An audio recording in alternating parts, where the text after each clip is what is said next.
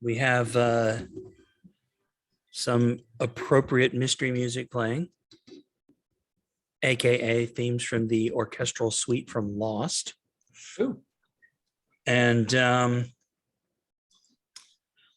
I think, I don't know about you guys, but I want to play some D&D. So Yeah. let's get started with tonight's episode of Rime of the Frost Maiden, or How I Learned to Love the Cold. Nah. So previously on Lost, the Idle Eight had gone to the mountain of Kelvin's Cairn. They had rescued the person they set out to rescue. They went up the mountain a little further at the behest of Garrett, looking for other survivors. They encountered a family of Yeti. And how that turned out is there's now a singular orphaned Yeti, thanks to the mother murdering monster and the attempted poisoner of babies. Didn't happen in the game. All right. And so you did actually find Pirilu, a halfling cleric, and she wanted to find you. You also found the remains of Monkigo, what's the best way to put it? Enthusiastic and possibly what's the word when you think you have confidence in your skills and abilities, but like your mouth writes checks, your behind can't cash. Delusions of grandeur. Right, over delusion, the possibly delusional. Hubris. Hubris is good. The Goliath who was full of hubris, and then he filled a Yeti. You found another skull. You rescued Pirilu. You went up looking to find maybe the last remaining member of the ill-fated expedition, Astric, and her remains, along with another set of remains, blue boots sticking out of the snow. You retrieved a spell book from Astric's frozen solid corpse, and then Sandalphon felt an urge, a tickle of the memory to go to the, I guess you'd call it the peak or the top of Kelvin's Cairn. And from there, she had some sort of experience. And then she dropped unconscious for a couple of minutes. Then she came back. At the top of the peak, you discovered some sort of ritual site with several standing stones, 8 feet tall or so, an icon of an owl's head with ram horns, and a crystalline material, black crystalline material in a block that some of you are certain this was a site of ritual and blood and death. Belitax, undeterred by any such nonsense as possibly dabbling with dark forces or potentially bringing, utter black magics into your presence, decided now would be a great time to take a hammer and a chisel to said altar of, blood sacrifice, death rock, and took a shard with her. She chipped a piece off, said, "This is cool," and she showed it around, and everybody was like, "Yeah, that's cool." And couple of good Arcana To be saves fair, later. I tried to destroy the altar and all I could get was a shard. I was trying to destroy it. I mean, you could have. I mean- Yeah, you could have destroyed it. It would have required probably more resources than you immediately had access to, but you could have.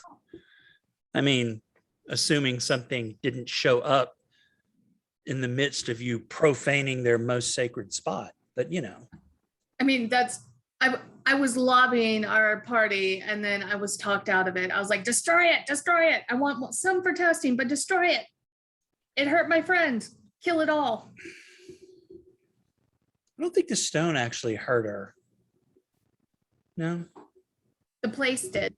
them. And that hurt impacts them. them. Thank you. Them. I don't think the stone hurt them. Anyway, after said experience, Sandalphon came to. What exactly the details of her experience she decides to share with the rest of you, that is, of course, up to them. But you managed to make your way down the slopes of Kelvin's cairn. You loaded up the dog sleds, now plus 2, a Perilou and a Garrett, and you made your way back to the hamlet of Caircanig. As you are crossing the tundra, pulling into town, a light snow begins to fall, and it gets darker. Never really gets light, but a light snow begins to fall. There's no wind, but the light is of course dim. You're still in twilight, and as you kind of crest the ridge and onto the track that leads you into Caircanig, you are presented with the site that I have shared with you. In the image to the left there, that is the ruined Cair that originally gave this place its name. You see several houses. You wind your way around back to Frozen Far. And as you are winding your way around through the little hamlet, you notice there are a few people bundled up, kind of shuffling between their snow-covered houses. They keep their heads down, barely really giving you a look as you kind of pass by, and you see a large, like a pile of snow in the street, and it as you get close to it, it kind of shakes and quivers and then pops open, and this figure looks around at you and it goes, "Hey, who goes there? Is it thieves? Have I found the creeping bastards?" And he pulls the Do you scarf. have anything worth stealing? Maybe. He pulls the scarf covering his face down, and you can see it is a silver dragonborn. Ooh. He's holding an empty bottle of wine, brandishing it as if it were a weapon. And he goes, I want to do this like Rick Sanchez, but I can't do Rick Sanchez well enough. Pardon my manners. Bit jittery with all the thieving going on. I'm Trovis. That's who I am. Trovis. That's my name. Trovus. I'm Trovis, the town speaker. And he kind of looks around at you and he goes, "Oh, you guys are adventurers. Yes, I used to be an adventurer. You know, so long ago, before I settled down here in this place. Though I was when I was your age, when I was younger, I used to go on crazy adventures. I had a group of people that went with me, and they were like like a like a party, and we went around, and like I remember one time I kicked this half ogre into a river, and I watched it float away, and the whole time it's in the river screaming at me, yelling at me. Yeah, good time. One time I convinced a group of kobolds that I was a dragon in human form. it was great. But then his eyes kind of narrow, and he looks at you again. He goes,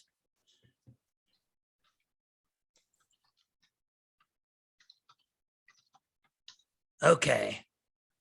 I think you were here a few days ago. You are from Frozen Far. I know you. You're all right. You're Garrett. And he looks over at you, and he goes, ugh. And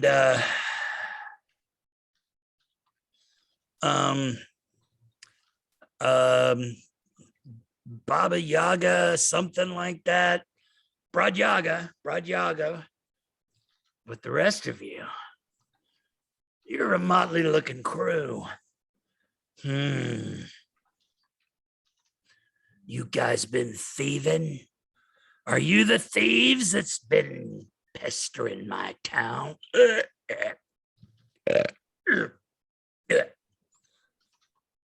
I can assure you, good sir, we are not thieves. We are here on a mission. We've been in town and back out, and we are looking for, again, to return to a place of warmth, if possible.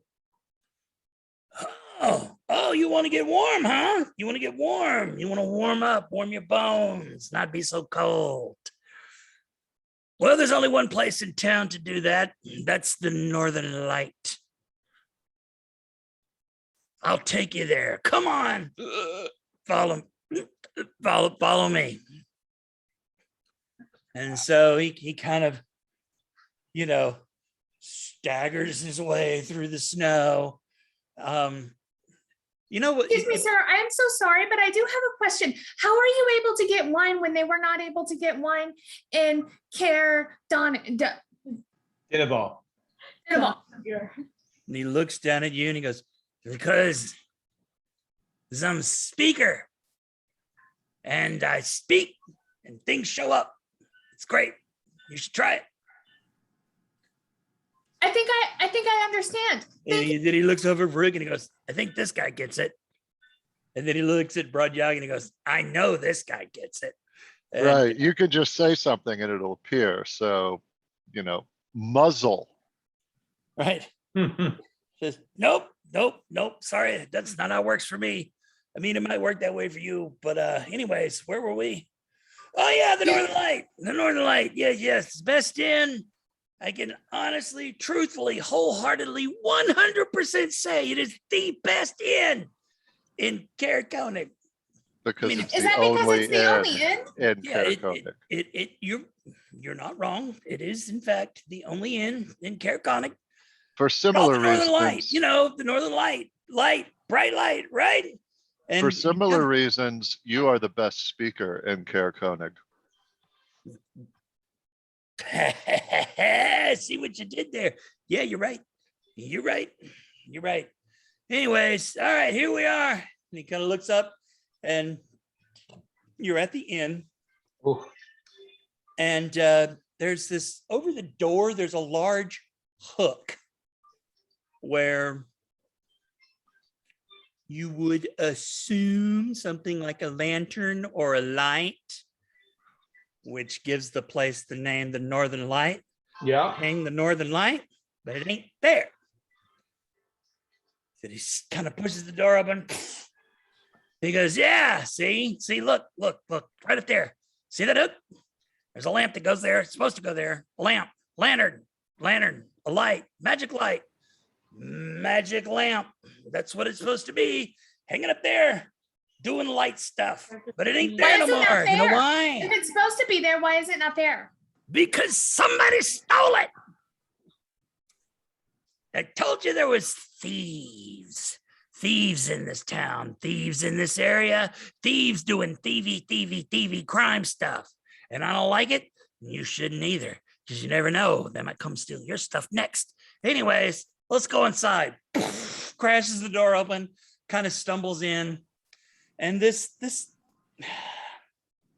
small, thin girl kind of sees him. She goes, oh God, Trovis, not again. And she kind of directs him over and puts him in a chair. And we're going to have a brief moment where somebody grabs some tokens. Oh, look, I have the cool people that are here set of tokens right here already. I love that this guy talks like that one character from Community who always speaks in three similes. This guy does five. He's like, ah, yes, the same word. The synonyms, not similes. There we go. I was like, that's not the right word.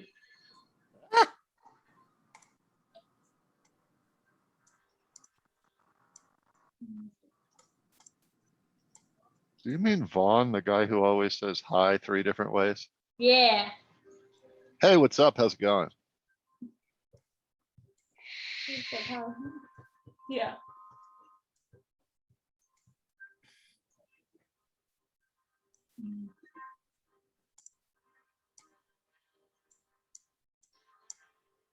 I remember watching the 6th season on Yahoo when it would come out. Like, oh goodness, that was long ago. And no, so what I wanted you to do.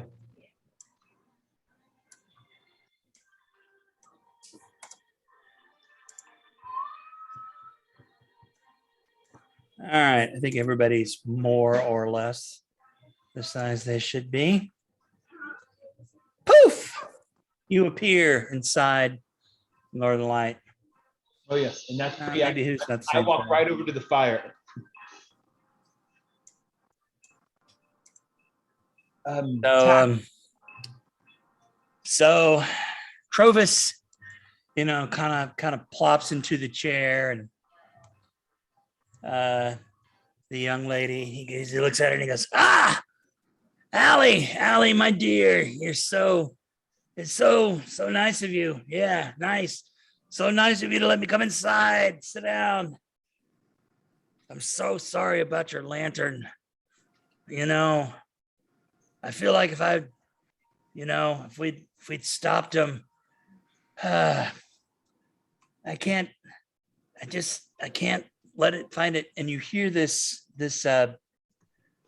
you see Allie, she goes back over, that's the wrong thing. She goes back over here, opens the door, yells something, and you hear a voice similar to hers yell back, yeah, and they kind of carry on back and forth for a minute. And so she comes back, she goes, okay. She goes, she kind of looks at all of you and she says, I have my sister bringing food and warm mulled mead and tea if you like it. We don't have much, but since you kindly brought Trovis inside, it's kind of the least we can do. And Trovis kind of looks up at her, eyes are up. He goes, what do you mean brought me back inside? You think I can't? Like I can't? Am I some kind of joke to you? And Allie doesn't really say anything. And he goes,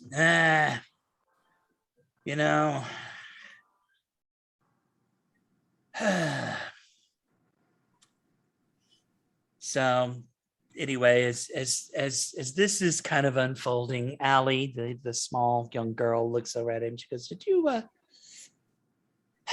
She says, "Did you fall asleep in the sun outside again?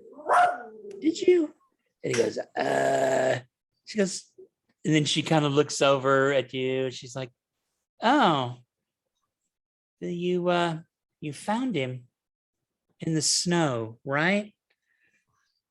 He was definitely out in the weather, but did not appear to be incapacitated. He saw us coming and reacted appropriately. Mm, I don't think Kind of- anything he's done has been appropriate. yeah, It was in italics. she looks very scowlingly at him. She goes, "I'm telling you, Trovis, one of these days, you're gonna have to stop relying on the kindness of strangers." And he goes, I don't. Just can I get more wine? And maybe and he's kind of like kind of sinking down, and he goes,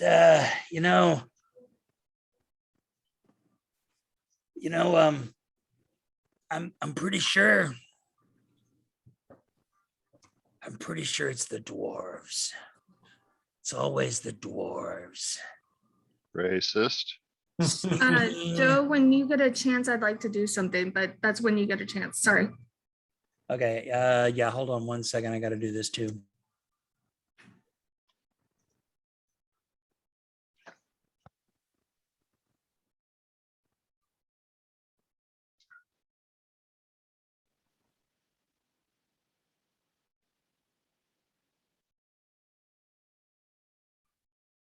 I heard Allie, the barmaid, his birthday is tomorrow. Just turning 20. Like, oh my goodness. She's gonna be a full score. That's amazing. Wow.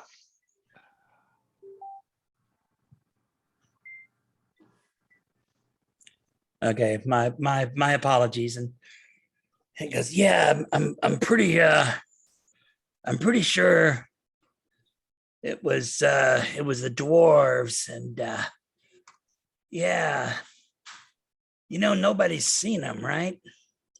Nobody's seen them, but we keep finding tracks in the snow in the morning, little dwarf tracks, sneaking around, stealing stuff. That's what they're doing. Dwarves. I promise that's what the problem is." And right about now, the kitchen door bangs open, bam! And the slightly older, more voluptuous version of Allie, who is Laura. where- Oh, Solid. that was solid. she comes out. She has, she has some soup that she kind of sets in front of Trovis. And she has other things. There's some warm food. There's mead if you wish it. It's not very good mead, but it is mead. And she kind of sets that down, and she looks right at the speaker, and she says, "No dwarf did this. Someone would have spotted him, caught him. No, there's something more going on. Besides, what use do these hungry dwarves have for a lantern?"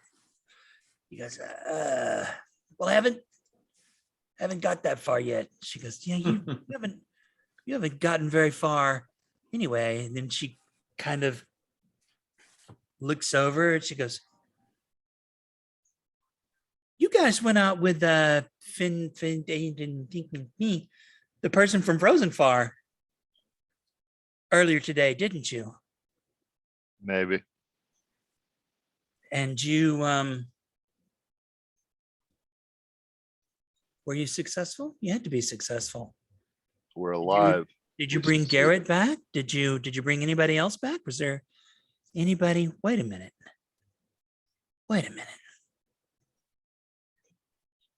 She kind of looks at you all, and she goes, you know,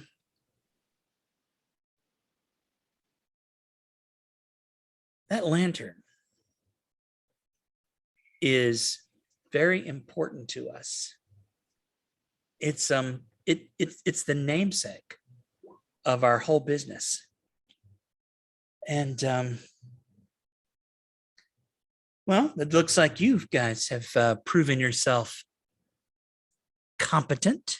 She kind of gives Trovus a side eye, you know, a little like competent, unlike some others around here. She goes, and she looks, she's like, now, Broad, I recognize. The rest of you, not really so much. But if you're Your roaming around, clients, if you you're trust them. roaming around with Broad, you probably don't have homes here. So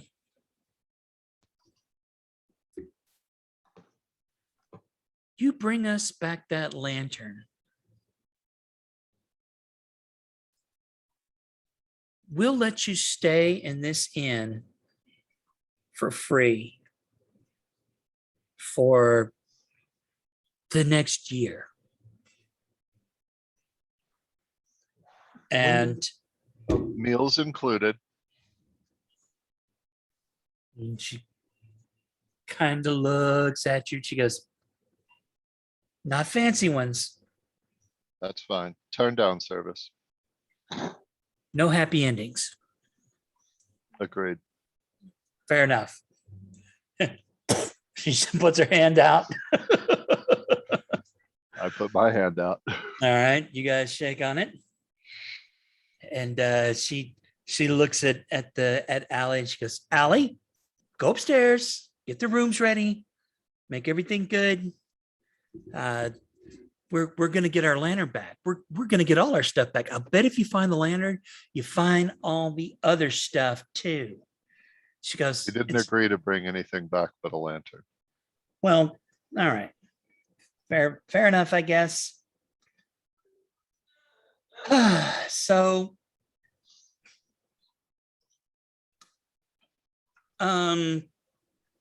tax. You say you go outside? Where do you go? You're muted. Yeah, I didn't need, like, she didn't even have to ask me. She said something was missing and it was magical. So I haven't been inside for almost any of this. I've been outside investigating this whole time. So I haven't heard any of this. I'm just investigating because I'm a curious little shit. You see, you know, it's a very rustic building, 2-story, you know, covered in snow like everything else. You know, it is warm and cheery inside. There is over the door, there's a metal, you know, like a bar or a wooden bar with a metal hook hanging from it. Very similar. You've seen people hang lanterns on hooks, and that is very much reminiscent of a hook you would hang a lantern in. It's you can see with that investigation, you can see some, like by the door jamb, you can see some sort of like scuff marks that are not very high. But it's really hard to tell if that is recent or, you know, it's hard to tell if that's related to the missing lantern. Okay. From that investigation check, could I tell how heavy the lantern was? I mean, is it a European or Australian lantern? Is that what you're trying to find out? No, Tax is literally trying to figure out the physics. And then after she's like said, okay, I think it is this size, because the should be able to tell me, right? Like I am an engineer. Well, it's an Yeah, iron hook specs. in a large wooden beam. It seems to be, well made as anything else in this part of the world. That could support a couple of 100 pounds pretty easily. But in your mind, you're imagining a lantern that weighs 200 pounds, and you realize you wouldn't be able to walk under it and get in the door. So, probably over engineered, actually, probably more along the lines of they had a hook and a beam of wood, and that's what they got. Okay, Yeah. so clearly I'm trying to Sherlock this if you haven't figured that one out. Sure, I Trying to do. figure all that out. Right. So you weren't, so you have heard him mention the dwarves. You like maybe 3 dwarves in a trench coat. That might be tall enough to have lifted the lantern off. But anyway, that's what you find. Okay. I will go back in and then we can take it from there. Yeah, like I was outside almost that entire time. Okay. Yeah. So Bella Tax wanders back inside the lightless northern light. And, While she was outside, I wanted to ask, so when did this lantern go missing? Is this a recent departure? Has this been last month?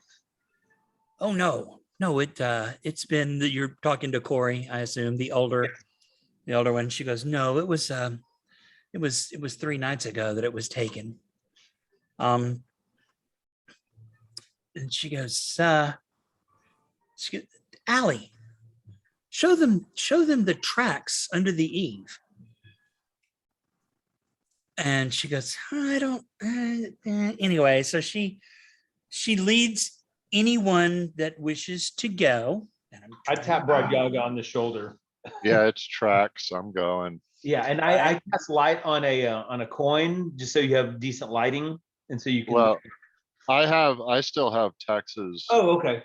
Yeah. like 5-foot light trinket, and that's, Yeah, that's plenty. that's So suitable. and there's really no need to move your tokens unless you just want to, but she comes out this back door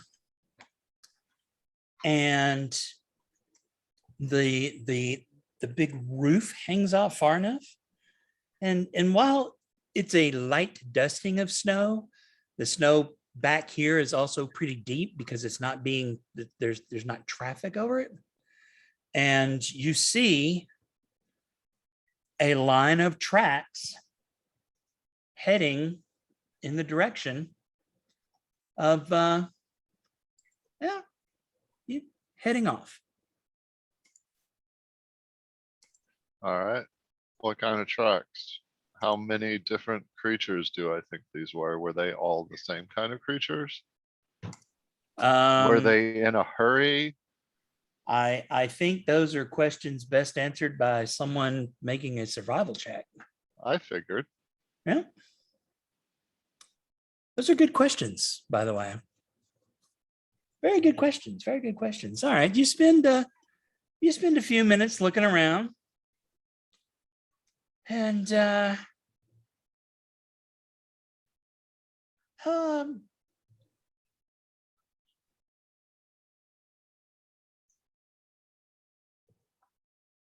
so it looks like one set of humanoid tracks.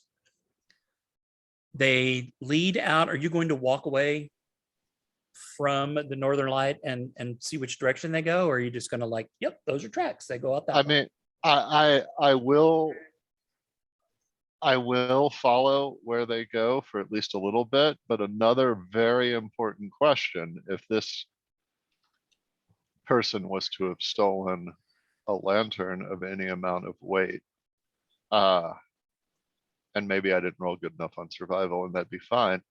But if there's tracks leading away, there should be tracks leading to. I want to figure out if the tracks leading away indicate more weight. like they have something they didn't have when they approached.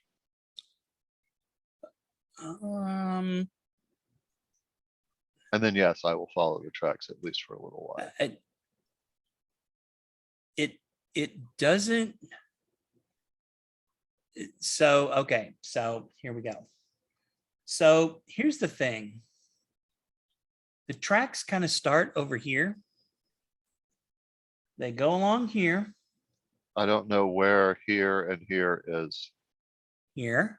Okay, The Remember, you tracks can- start over here. Okay. you can control ping to force player view, by the way. I think it's control, It might be but shift. okay, Okay, and then they lead off this way, Okay. okay. and they go about 50 feet into the snow, and then they kind of they kind of go off, and then they kind of fade out.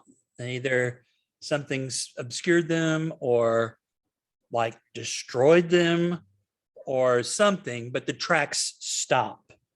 You know that if the tracks continued, off in the direction that they were going, they were definitely heading very Kelvin's Cairnish. Interesting. You have a chat. I look for evidence of intentionally concealed tracks. Also, like, where do they end? Are we like in a street, in a clearing? Like, You're they end that, like I said, about 50 feet away from the northern light, right? and it's getting close to one of the thoroughfares. Yeah. Okay, well, I look around for any signs of like vehicle traffic, like maybe they were picked up.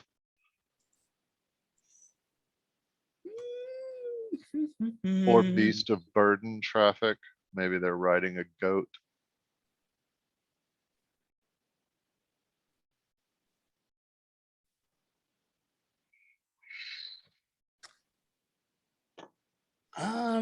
It's kind of hard to tell. There's been other traffic.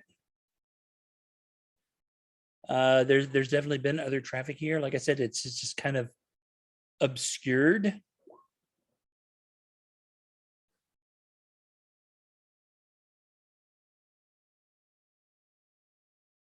Alright, so. And to the best of my survival check, what kind of creature made these tracks? These are very much humanoid tracks. I mean, yeah, there's a lot of different humanoids. With that check, I'll give it to you. They're vaguely dwarf shaped. Alright, and they're heading towards or Kelvin's Kelvin's cairn. Cairn. Mm-hmm. And we just came back from Kelvin's Cairn and didn't pass any dwarves that we remember, correct? That Anyone is remember correct. You passing any passed no dwarves that you remember. But that was 3 days ago, which aligns with the dwarves and the goblins. But can't tell you guys that because I'm not. dwarves? Wait a minute, hold on. Didn't we find like a mysterious set of blue boots of unidentified ownership? Or am I just hallucinating? Nope, you did. They were poking out of the snow. But I don't recall anyone actually investigating them or looking at them. They were just like, yep, those are blue boots. I went and I totally scavenged that entire thing, which is why I got the potion of invisibility. So if they were there, I would have looked because I said that I looked everywhere and I gave an investigation check. Then you found the corpse of a headless dwarf buried in the snow. Cool. Did he have any loot on him? Because I would have He did taken. not. Okay. Okay, where's Tax? I want Tax. Currently, Tax is outside being held up by Dalph, continuing her investigation. And this time she is thinking about height and looking for what anyone would have to do to get the lamp off of the hook and the size they would need to be. So she is doing size, weight. She is continuing her hypothesis on what kind of creature and specifically what height or how many it would take to take a lamp. Okay, well, I go grab Tax and, well, I don't grab you, but I go find Tax and go, Tax, I need you to look at something. Come here. And walk off and hope you're following me. Technically, Dalph is holding me, so I say okay. I look over at Tax, like kind of holding her and go, follow me? Yes, apparently there is more information. I'm still holding Tax as I walk over. I am likely, if they're provided food, eating and trying to warm up inside the inn or inside the tavern at this point. Alrighty. And I'll be happy to pay till we get the lantern back. No, that's half up front. Do not pay for anything yet. Well, I mean, she'd already brought food out. If nothing else, she'd brought it out for the fact that you guys have brought the half-drunken, maybe delusional town speaker inside from under a pile of snow. But if you, Dalen, if you wish to speak with Allie, Corey, or Trovis, they are still kind of sitting there. Trovis is obviously trying to warm up.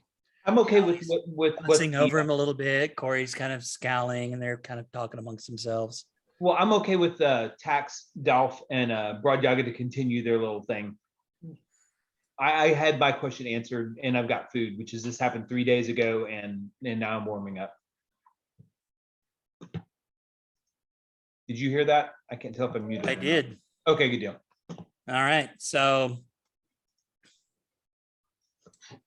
by the way, over here, Siston, you cannot help but notice there is a small stage. Ooh. There's a couple people sitting up. Just pointing that out, just letting you know. You don't have to do anything about it, just letting you know. So, okay. So, what are you guys doing? Heading to you're looking at tracks? Yeah, I bring Tax to the best track I found, the best footprint I found, and say, Tax, you found a blue-shoed dwarf. Could this be him? Pointing to the track. Can my investigation, because this entire time I'm investigating. Trying the small, but I can roll again. Trying to soak that 22 as long as you can, huh? I mean, I'll roll again. Absolutely. No, soak it as long as you can, please. That's right. You know what? I'll let you make it. These are not perfect tracks. They are not fresh tracks. They're 3 days old. They are. And they are about you know, those boots definitely could have made these tracks.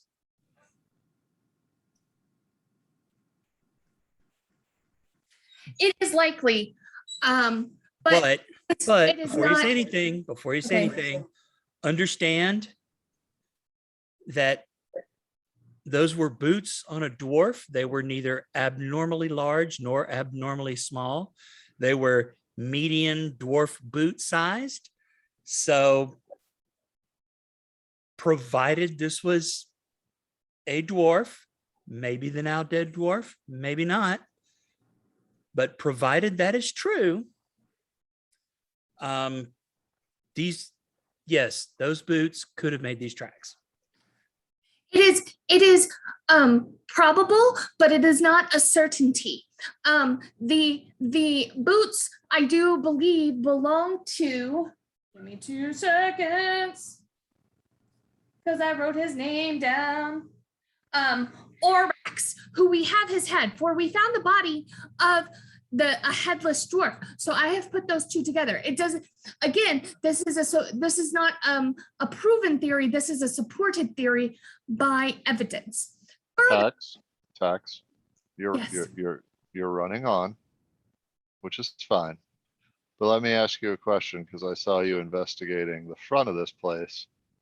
How tall would someone have to be to easily lift that lantern off the hook? hey Joe, I have Large. They would do lots it. of It would have to research. be a large creature.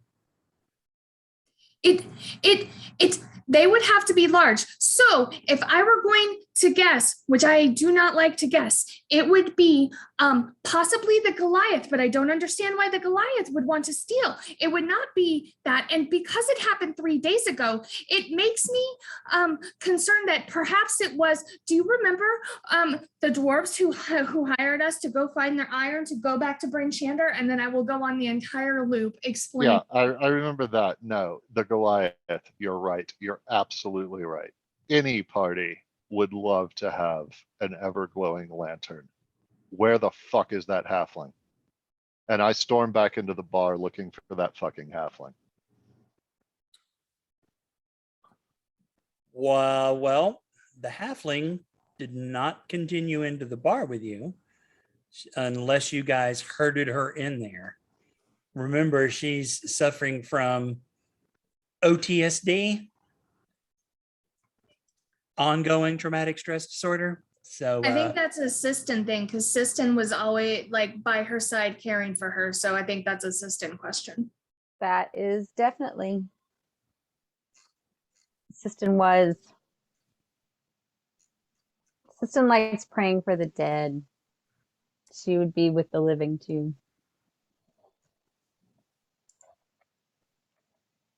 So did we bring the halfling with us? I thought Yeah, we did. yeah, we did. So where's the halfling? So I would probably have the halfling and the Garrett and me inside the inn with our friend Don. I'll need to look at his name again. Dalen. Dalen.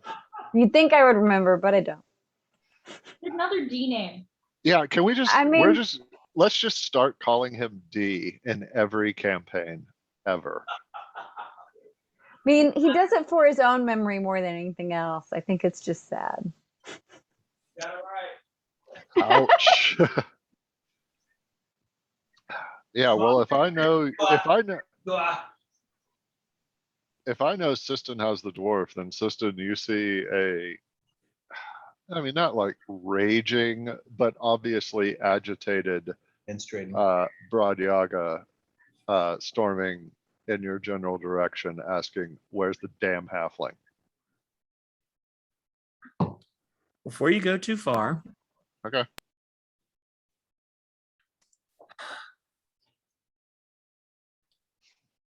make a wisdom check. Me? Me? Check or save? Never mind, they're Check. the same Just thing. It doesn't really check. matter. 20. When Belatax referred to a large creature, she was referring to like a mechanically large creature, not a medium humanoid creature, of which Goliaths belong to. So something bigger than a Goliath. Like a Goliath with a halfling being held up like this. Yeah, I suppose that is a reasonable assumption. But Yeah, I already clocked the fact that Goliaths are medium, but Goliaths are more than capable of holding up halflings Sure. or even dwarves tall enough to pick up something a large creature would True, otherwise. true. I mean, there was no dwarf with their party, but proceed. I just wanted to make that clear. We found a dead dwarf with their dead tiefling. Tax, you can attest to the fact that due to the depth of the snow and the layers of ice, that dead dwarf had been there at least 24, maybe 48 hours longer than the dead tiefling. Ah, Well, and we know who the dead. Sorry, I realized that I was doing a little RPG metagaming. The dead dwarf is the dwarf that, or I don't know. I don't think it's the exact same dwarf because we found the body and then we found his head. So this is another dwarf with a head missing. Mm-hmm. Right? Ugh. So, So Like I said, it was like 8 heads in a duffel bag up in there. Yeah. Yeah. Oh, go ahead. I think I answered it. I think I'm good. So the dwarf had been up there 24 to 48 hours, then the tiefling. And this happened 3 days ago. With our timeline, and correct me if I'm wrong, Garrett disappeared only like 2 days ago. So when Garrett was coming through here, or less than 2 days ago, when Garrett was coming through here, the light would have already been missing. That is correct. Okay. all right, then I'm not gonna punch a halfling. I wasn't gonna let you.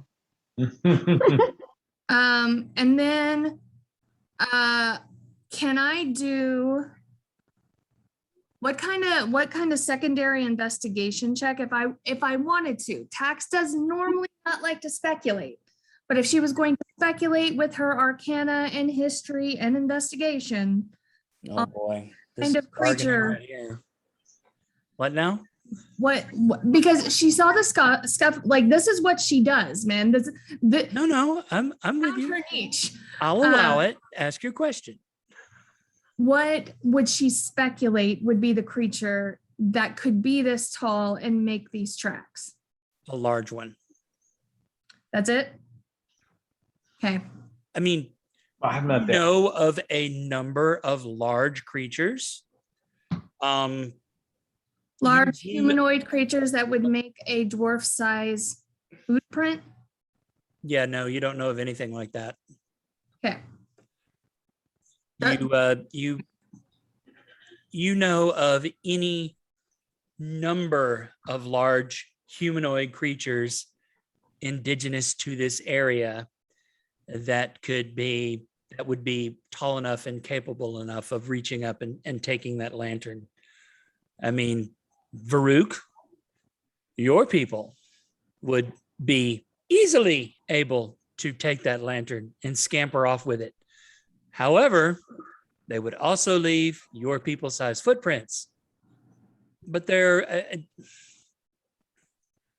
it's the entrance to an inn that happens to serve food and drink. Keep in mind, the last town over was a dry hole. So there's been a lot of traffic in and out.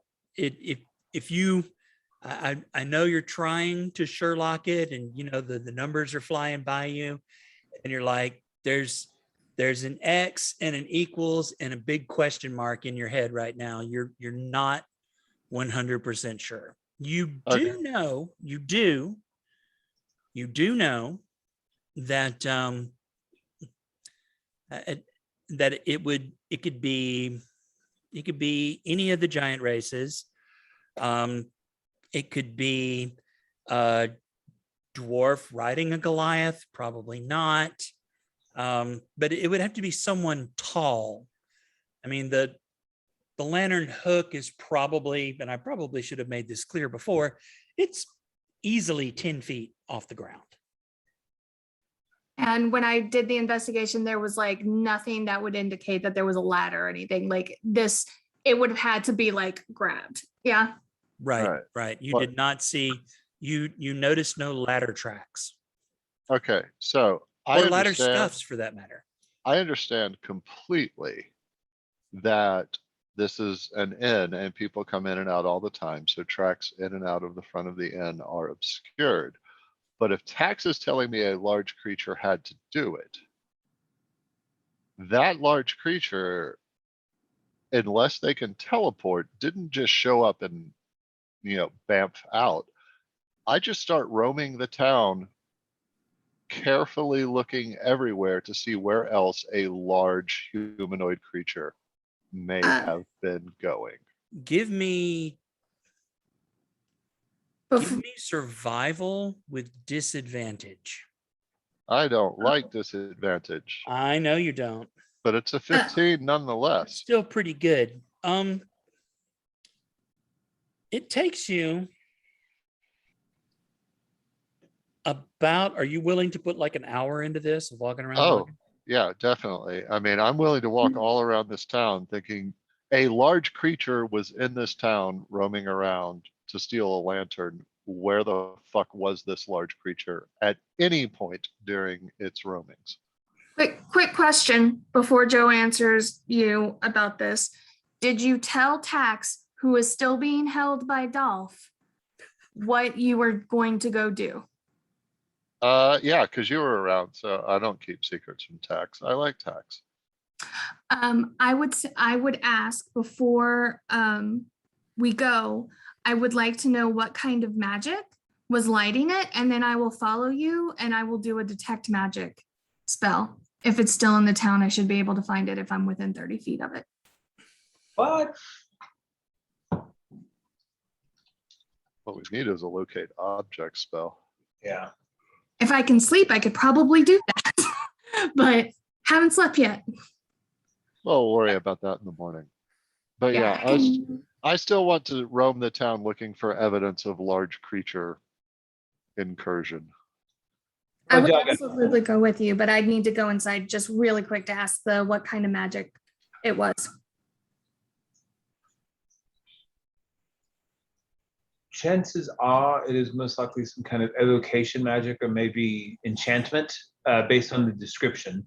Rajaga, I will tell you, my friend, I am tapped. I trek up the mountain and back in this weather is more than I am used to. And the battle, in addition, do you need anybody in the accompaniment or am I okay to retire for the evening? You're fine. The little one will help. I cast another light on something and say you can put this away. So if you need an additional light just to throw it for a distance or whatever, please take this with you. So Okay. as sure. you do, it takes you some time.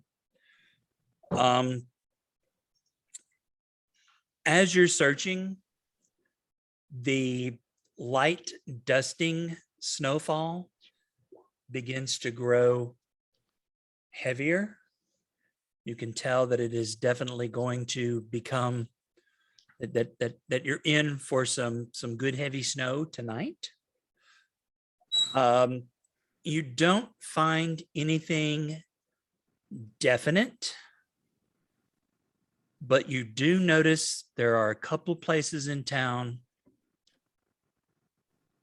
where, it looks like an ogre. It looks like an ogre's foot. Like not in a boot, a foot. Interesting. And you also find there are what dog sled tracks look like. They had a thin runner. Right. You definitely notice several of those as well. But I mean, you arrived on a dog sled, so that may or may not have any relevance. Right. Okay. I want to make a mental note. I mean, it's late. We need to get to bed. But I want to make a mental note of the clearest ogre track I found to the perimeter of the town. In other words, like, was the, was it on the north side of town? Was it on the east side of town, northeast, etc.? Because that's the most likely place that we will find ogres outside of town. And I think tomorrow we need to go ogre hunting. You are it's so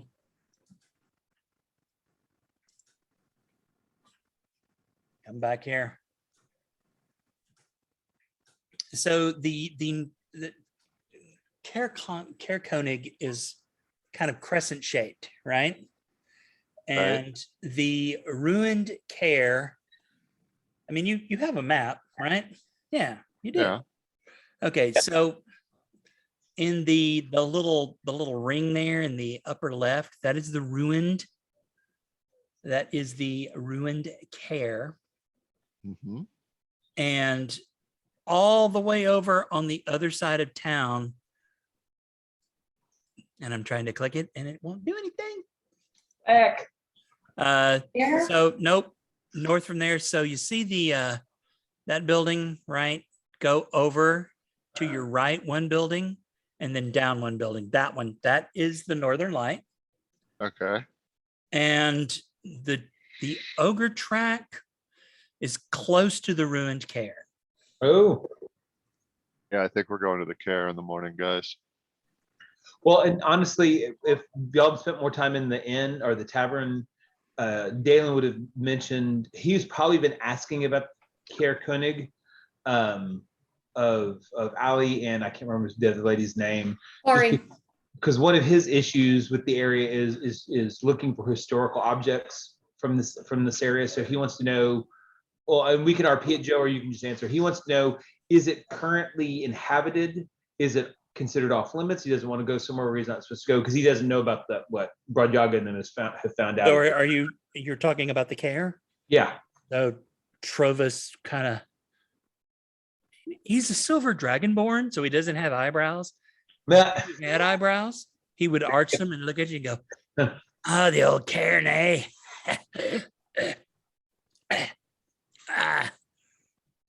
Yeah, I mean,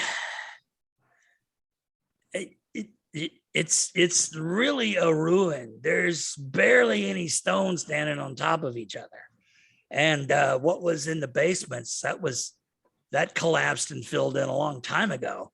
You want to look around the Care? Be my guest. I just wanted to make sure that I wasn't going to transgress by investigating old ruins. Some places, they hold them sacred, they hold them in the level of importance, and I would tell you I would approach them with the most reverence. But thank you very much. Right? Yeah. No, there's not a whole lot, not a whole lot of that around here. So, And you can tell that he's starting to get to that drifty, droopy stage of the wine and the mead. And it begins, the evening creeps in, creeps on, and it's about, I would say, 9 o'clock. Any of you that are near a window notice that the snow is really coming down. It's not a blizzard. It's not heavy driven snow, or it's not, high wind driven snow. But it's snow. But it's snow, right? Like, it's like, for a place where it snows a lot, this is a heavy snow. And I wait up for a while. Mhm. But I wait up for a while, but depending on how long it takes them to come back, I retire to the bedroom after an hour. So if they're gone more than an hour, I won't be in the common room when they return. I'm making sure our halfling is taken care of, but I will take out my lute and do a little bit of more comforting songs than probably you've heard me play before. Kind of You're respectful. not gonna die. You're probably not gonna die. I He will. perceives that is, I'm definitely gonna die. I will definitely take over caring for the halfling at some point and try and get the halfling and I alone for a second. When it as it gets later, you guys tell me what time you wish to turn in. You know, Corey and Allie have made it clear that you basically have the run of the place upstairs, so we can shuffle people up there if we need to, and we will here soon. It's relatively easy once people start to drift towards their rooms. You know, the clientele that is here, they finish their thing and they take off. So you're easily able to get her. She's very withdrawn, kind of sitting on a chair with her legs pulled up, and she's hugging her knees, and I mean, she's not shaking. She still has a little bit of a wild look in her eye. I don't want to startle you at all. And I understand that you're still processing a lot of things. And I wouldn't bring this up if it wasn't a matter of importance. But what were you looking for?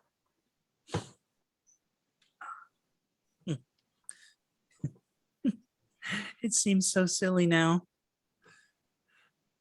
Mokingo, there's this,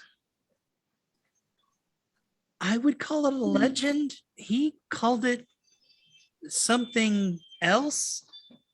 He believed it, that there's a Goliath werebear that roams the tundra around Kelvin's cairn, and he absolutely believes that that werebear knows something about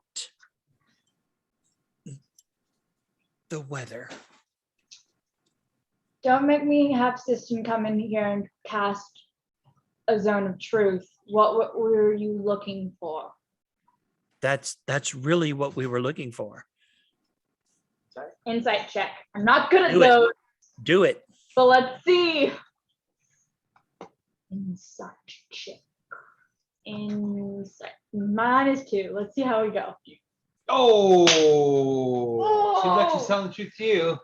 Oh, well, honestly, I'm not going to believe it no matter what. But Even intimidation. They could have been up there prepping the altar for a new sacrifice, and you wouldn't know. Yeah. You have you're I mean, she certainly has the appearance of someone telling the truth. I mean, she's with the last thing I said, if the don't make System come in, can I roll intimidation for that? you can absolutely.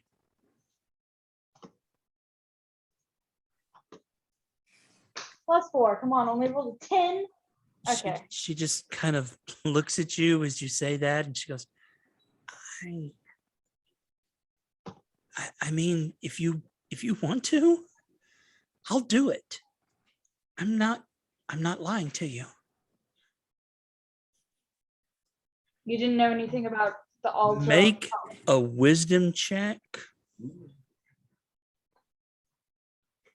I'm not good at wisdom. Okay. You got this. We'll do it. 1.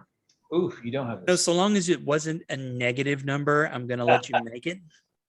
Mhm. You absolutely remember the very first night this group got together and they were at the table next to you. They were discussing a Goliath werebear. Oh, okay. Cool. I for some reason had in my mind that they were looking for a place or something. No, they were looking for the werebear. Okay. I'm sorry, I seem to remember now the conversation. I was sleeping for the most of the time when we first encountered you. I was in and out, but now I seem to remember the werebear. Why did you go up the mountain?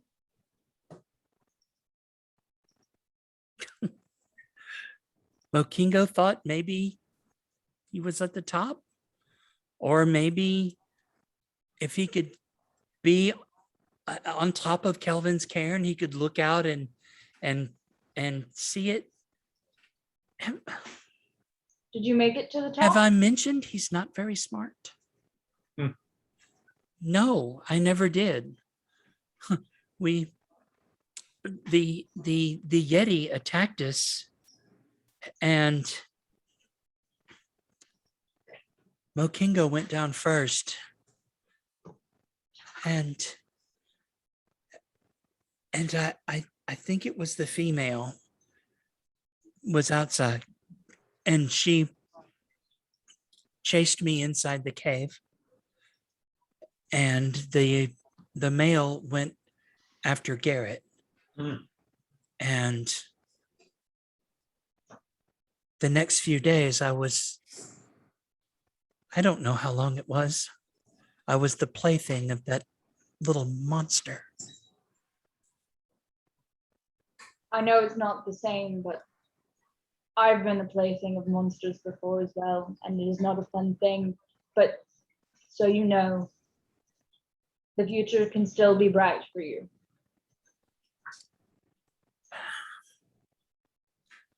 I think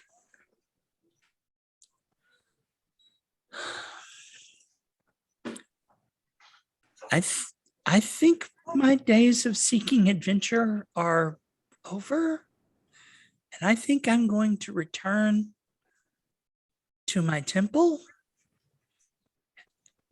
and lead a quiet life in a warm temple. I hope that is granted to you, and that is your future if you so want it. Thank you. Can I help you with anything before sleep? She says, no, I believe I'm going to be able to,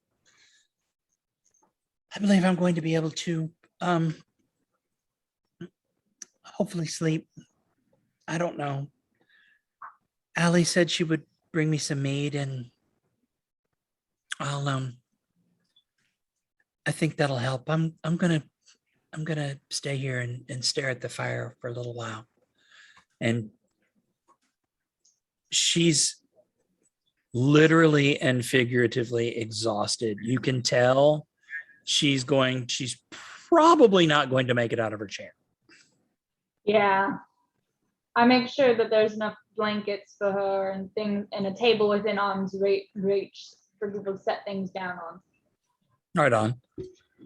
If she were a little more cognizant and coherent, she would definitely appreciate it. But she's seen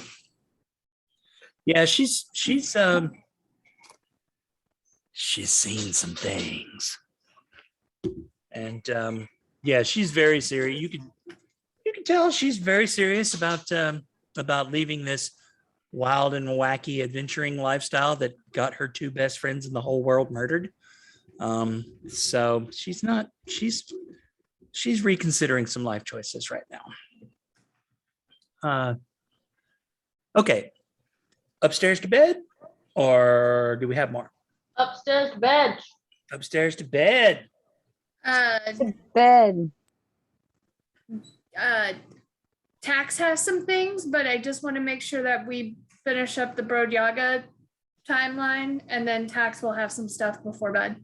Brodyaga has one minor thing to do before he goes to bed, and that's to talk to Corey and/or Allie.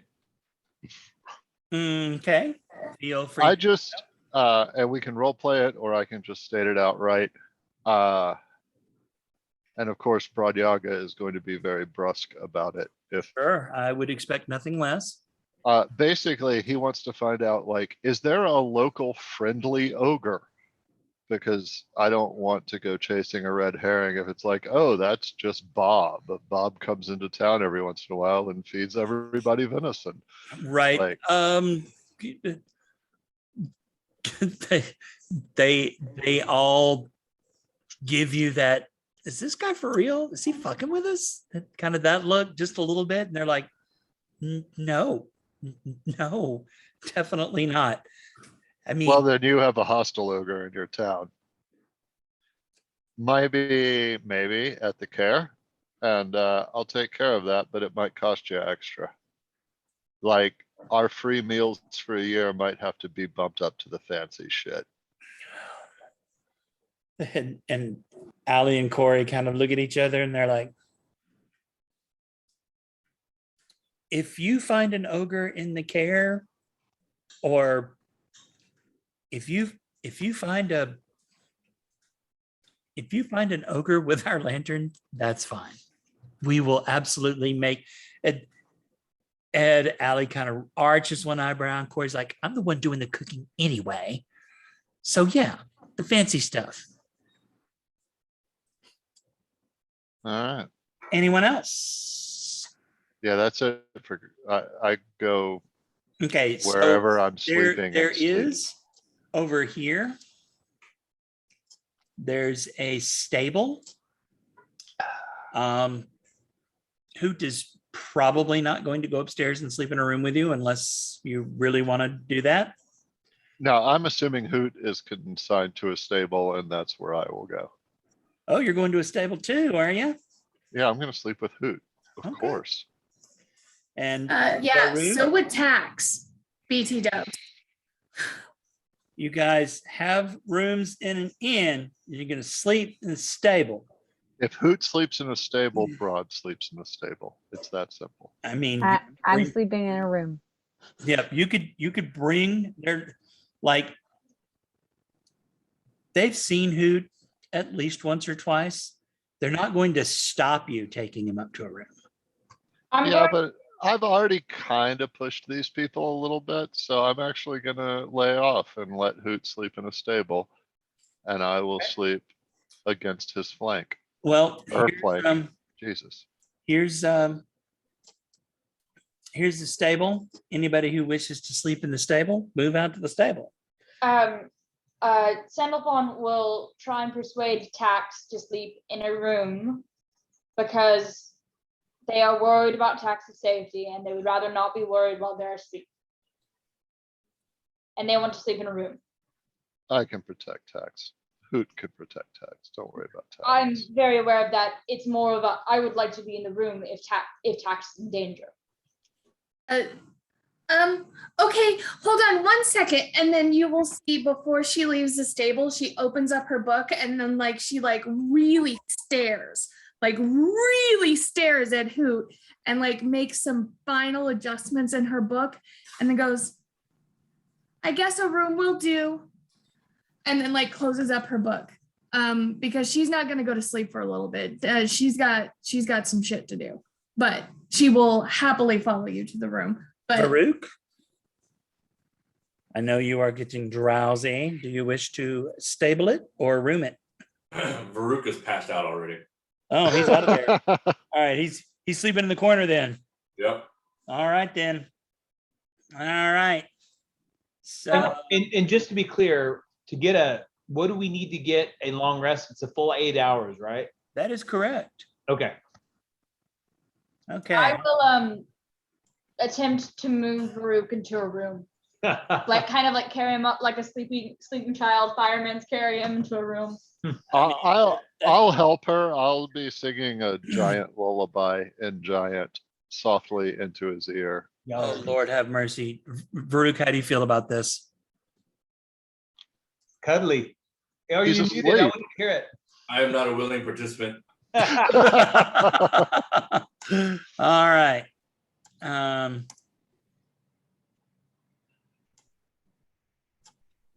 I wish cell phones had been invented so I could take pictures of this, but instead I'm trying to accompany musically a lullaby for the progression. If we even get him off the seat without, whatever giants do when they're startled awake.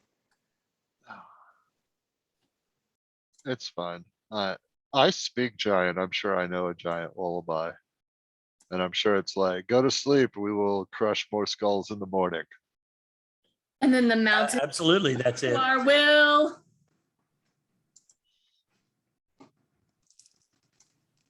You crush 8 skulls today, you'll crush 8 more in the morning.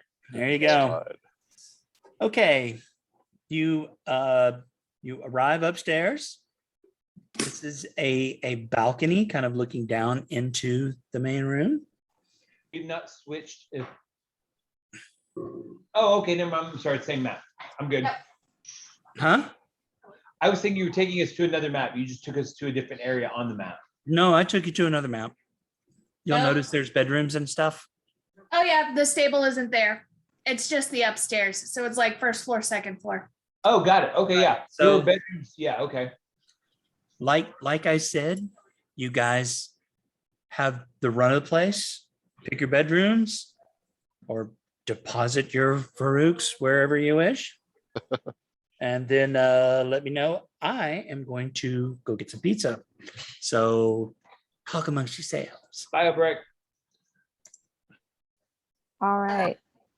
I would suggest perhaps we take the rooms that are near the stables, which would be these. Whatever room, Tax will probably follow Dalph wherever they go, but she would make sure it would be very, very helpful if there was a table in the room that she's in. It looks like both rooms over there have actually the room for 3 and then a room for 2. Yeah, so probably maybe Dolph, Siston, and Tax in the room for 3 with the table. I'm gonna be in this room because there's no exterior window. And then, ooh, if she can look down into the stable, she wouldn't be able to see the stable because the stable will have a roof. Like she would totally be staring at Hoot. So silly stables, roofs. Well, we can see what our halfling friend wants to, if our halfling friend wants to be alone or feels like needs to be in support. But I'm going to take this opportunity to change actual rooms and move my computer.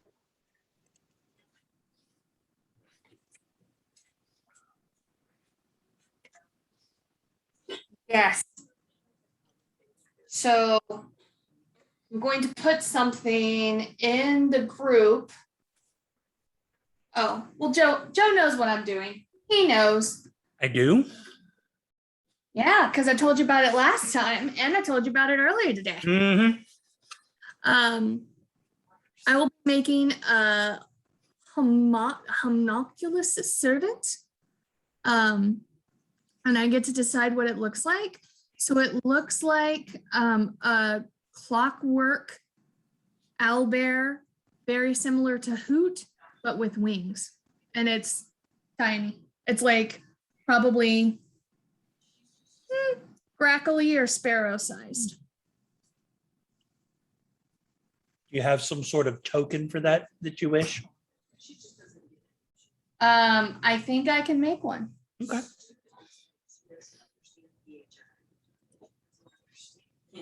And then Joe, I wanted to make sure that you saw that Thank you. whenever Brodyaga found the ogre track, I Mhm. detect magic, and then for 10 minutes, I could see if I was in 30 feet of the type of magic, not the lamp itself, but the type of magic that the lamp had, I would be able to detect it. And then I also put a snare by the track. Metagaming because I had a spell slot before I went to bed, and then non-metagaming because she would want to catch anybody if it came back So for what does the snare do exactly? So the snare is just a magical trap.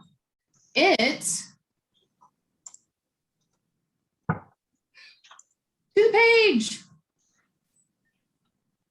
Bum, bum, bum, bum, bum, bum, bum. I have Basement Queens by Lizzo stuck in my head, guys. I am sorry. As you cast the spell, you use a rope to create a circle of 5-foot radius on the ground or on the floor. When you finish casting, the rope disappears and the circle becomes a magic trap. This trap is nearly invisible, requiring a successful intelligence investigation check against your spell saving DC to be discerned. The trap triggers when a small, medium, or large creature moves onto the ground or the floor in the spell's radius. This creature must succeed on a dexterity saving throw or be magically hoisted into the air, leaving it hanging upside down 3 feet above the ground or the floor. The creature is restrained there until the spell ends.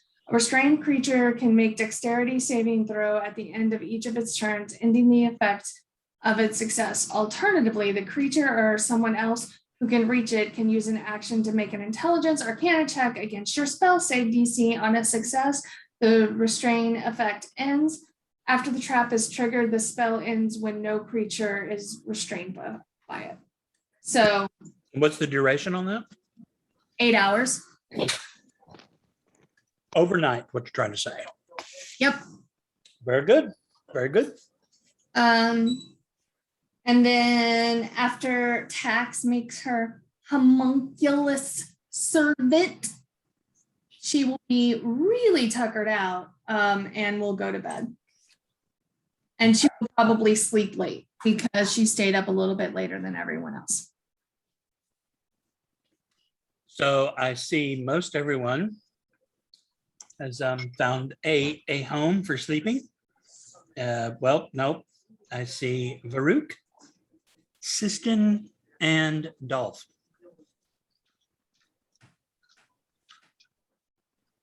Sistin's in this room. She had to go for a bio break.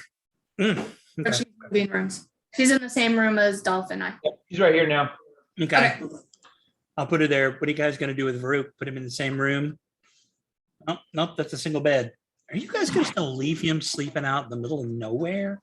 Okay, so Man, that is fucked up, yo. my question is, in the past, and it hasn't been a very long past, but it has been a past, Varuuk has slept like in stables and shit with me and Hoot before, right? He has. Yeah, I imagine we try to Yeah. get him there. Then that's where I take him. I mean, I'm singing him the lullaby anyway. I'm on the roof. Yeah.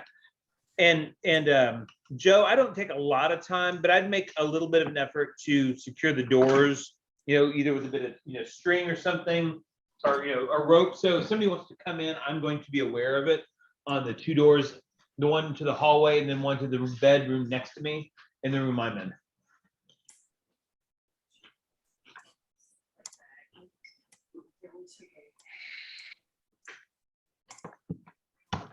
Here and here.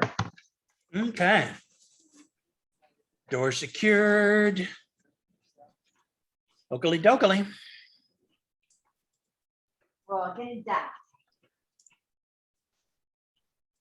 Oh, Oh, just as we're going through this, I'm probably not doing it tonight because it was too late of a night, but what kind of study do I need to do to be able to start incorporating the spells from the spell book of Patrick's into my spell repertoire? Not copying to my book, but to start learning those. You're a wizard, right? I'm a wizard, Harry. Yeah, you can just use a spell book. yeah, you can just use it. All right, I'm gonna start Not studying. like the old days where you had to work at that shit. Yeah, read magic. I don't know, something. Yeah. Yeah, no. You Yeah, just read that spell, you can just read it. It's like, You know, yeah. the that's a story spell of book. the story of Dad and copying over his spells to be able to keep them. I'll tell you all later, but yeah, it's a good story. So in 5e, if I just find a spell book, anybody's spell book, I can just use it if I can cast the spells. Correct. Right, you're right. You can't cast spells of a slot or a level you don't have a slot for. All right.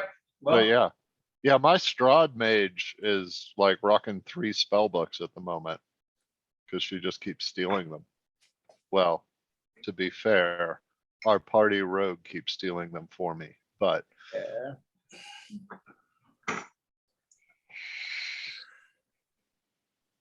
Cool. Well then, Joe, I'm just gonna add it to the D&D Beyond character sheet, so I have it as accessible in the game. That works for me. Okay. So I do think, Don, as someone who has multiple spell books, yeah, add everything to D&D Beyond, that's fine, but it's probably a good idea to like create an Excel spreadsheet or something that has all your various spell books explicitly spelled out in what is in what book. Yeah.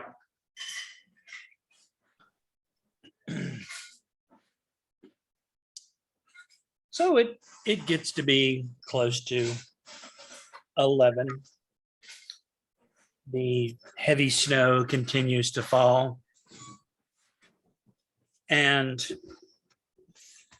eventually sleep claims you all.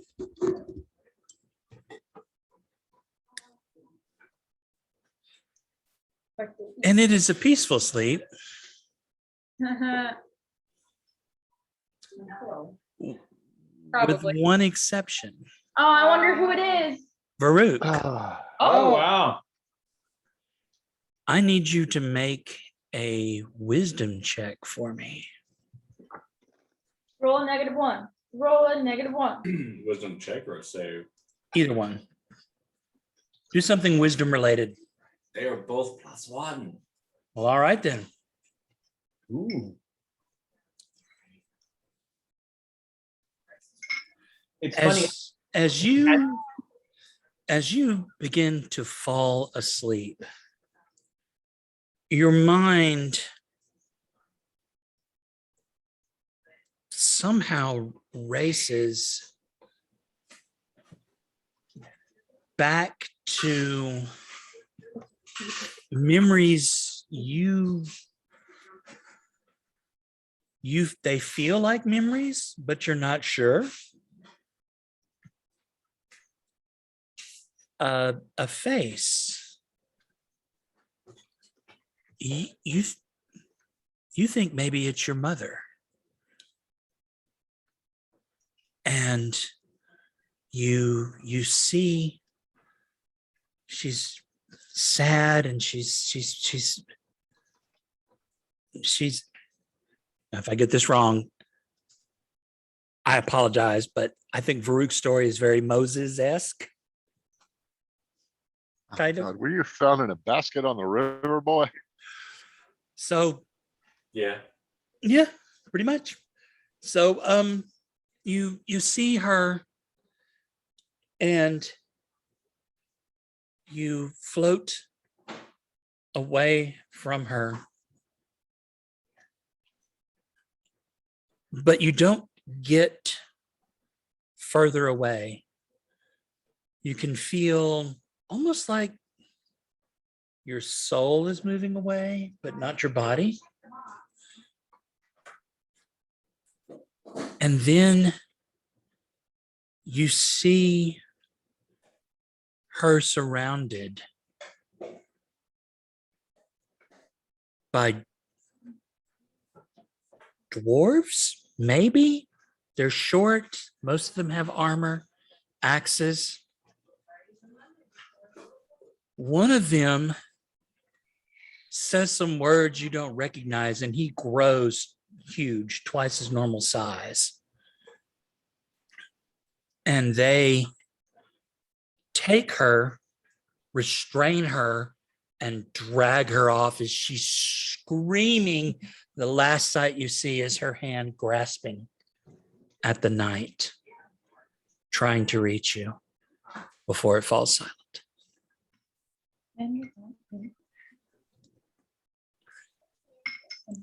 To your memory,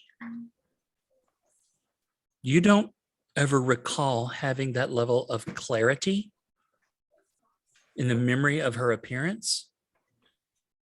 And you certainly don't remember her being dragged away screaming. What do you do?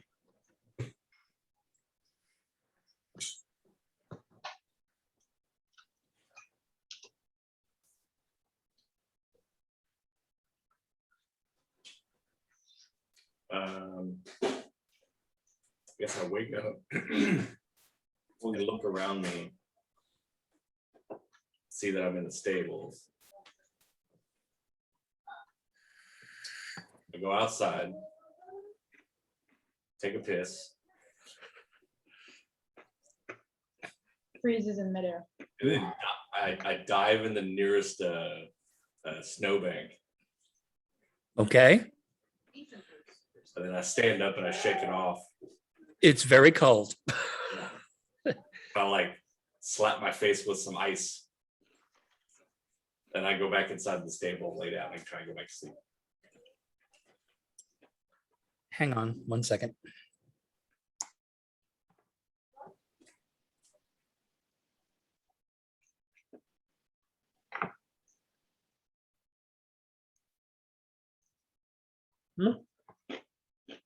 Pretty little bland, but the blue cheese is great. All right.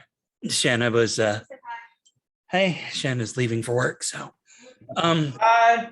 Hi, Anna. Bye-bye. hi, she says. So Varuuk, you lay back down. You were able to go to sleep, but you cannot shake. You cannot shake that vision. I hesitate to use the word haunts, but it haunts you as you go back to sleep. Meanwhile, upstairs, Siston. Is Siston there? Do we have a Siston? She's here. She moved out to the dessert table. Siston, you have dreamed of the divine before, and you are familiar with the form of the seeker. You have a brief moment where you see a being that must be the seeker doing something you have never seen the seeker do before. And she's got her hands up and she's pushing like in warning. And she does this a few times and then she fades. You will remember it in the morning. The rest of you, Sandalphon,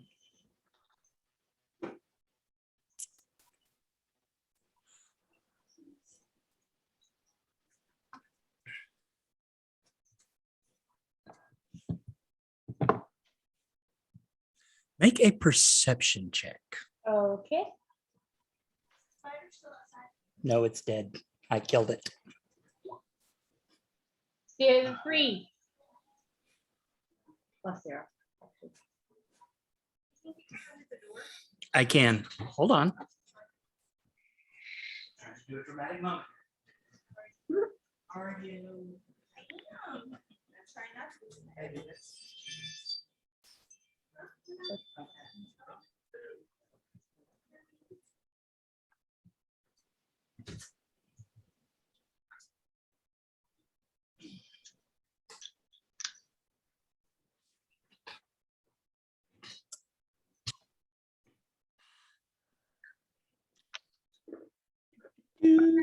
Where's the thing?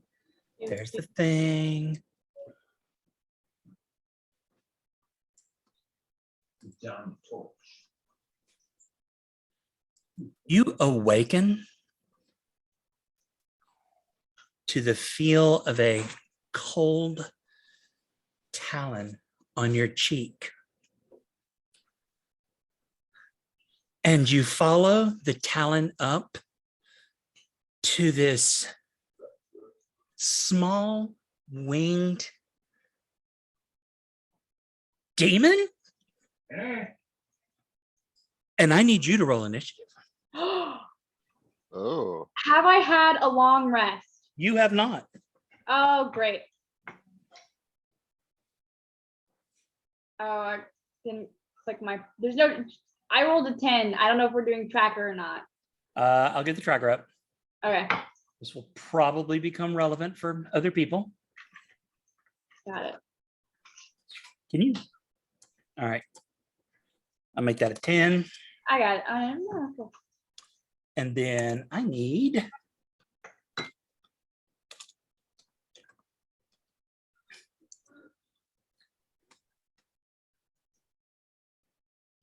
I am out of rages. Do, do, do, do. Boop, boop, boop, do.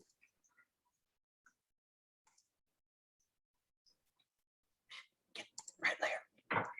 So many things. So many things.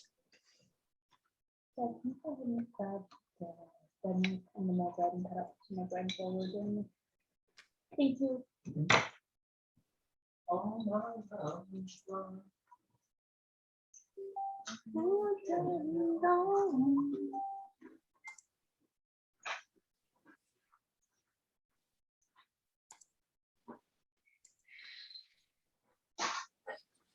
Okay. This little creature looks at you and in this voice that sounds like a small human's voice being strained through glass and ice. This little thing says, I found you. I found you, and I will bring you to her. Good Lord. And he swipes out at you with his claws Santa Claus. with a 17. Hits. Okay, you take 2 points of damage. And well, it's your turn. What do you do? I stand up because I'm guessing I was prone before. And I grab my great sword, which was kind of lying next to me on the bed. Never far away. Never far Never away. far away. And Right? I take it out and I go, don't you even think about it. And I Do it. try to slice through. Let it have it. We're gonna go reckless. Do it. 22 to hit. That you Only 9 points of damage because I cannot rage. I'm out of rages, so only 9 so points. you were just in blind fury, although it doesn't have the normal primal connection that you normally do, and you strike out with your great sword and you smash into it and it falls, the little wings pushing it up, and he goes, no, you will not kill me. Come, brother, help me bring her back. And by hearing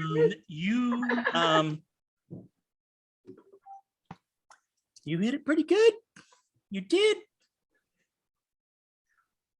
bloodied, And I need Siston and Tax to make perception checks.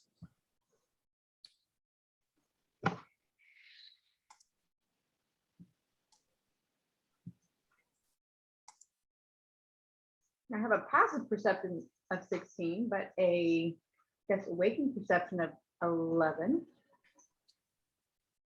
Siston, you are dragged away from the image of the seeker with what sounds like a small screeching voice. And you begin to wake up. Next turn, you will join the combat.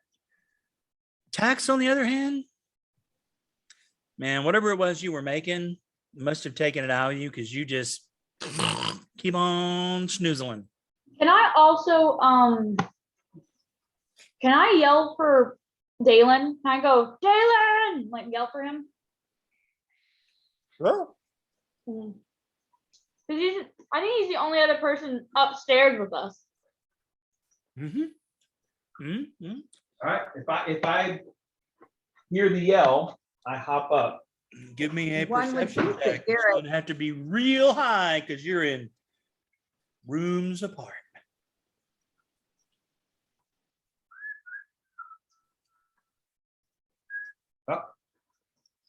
That is where the blue is when you set up their alarms. It's not an alarm, it's just a String. word. It's something to make a noise. Got So you said perception, sorry? Perception. You're you keep snoozing. You know what? I'll give Varuuk and Hoot and Bradyaga a chance to maybe be disturbed in their sleep. Do we have to? We Hey, don't have to. We don't want to. Broad's got a 13. Where is Hoot?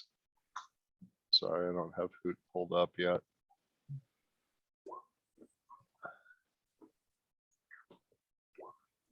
All right, Hoot does not have advantage on perception based on hearing, by the way, only on sight and smell. Man, Yeah. Yeah, so Hoot's like, what the fuck ever, man. right? You through closed continue door. to snoozle, and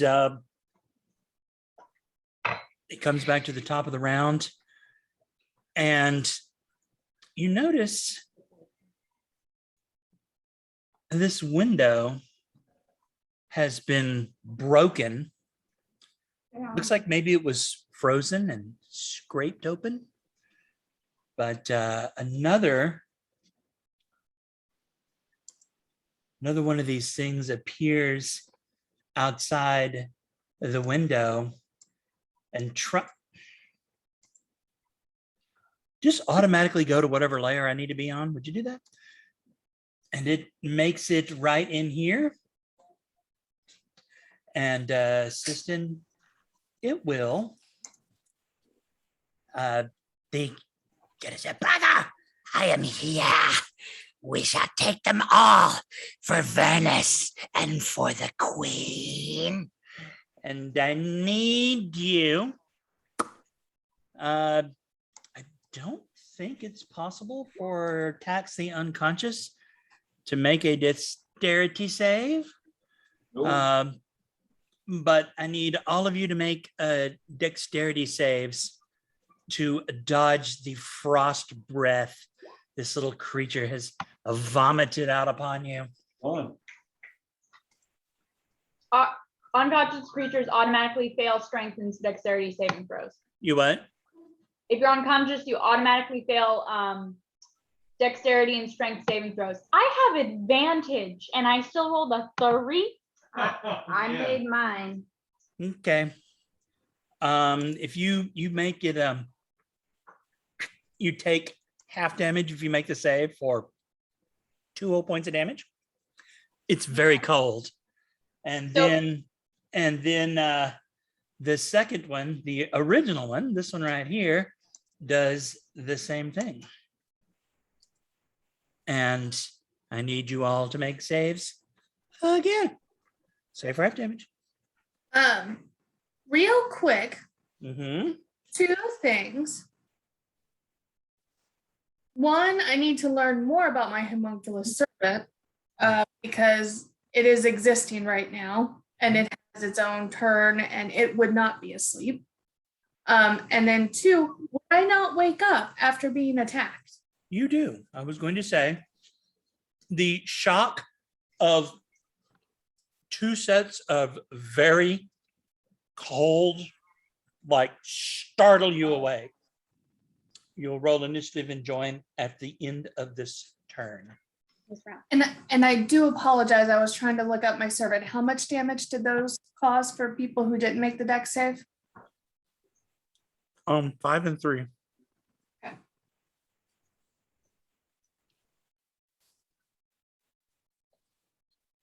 Whoa. Yeah. And that's their attacks. That's your thing. Bell attacks. Have you moved over here on purpose? That's where I would have been. Oh, Sorry, I was at the table and right. All right. So I this would've been thing's in the going to vent. kind of move Hey. into here. Joe, when you have a second, would we have gotten a short rest from that time that You we've could been have had a short rest. Sure. Okay, so I'm gonna say that I got back up to full hit points, and it's gonna take a couple hit. It might take up I'll roll them real quick. Seems legit.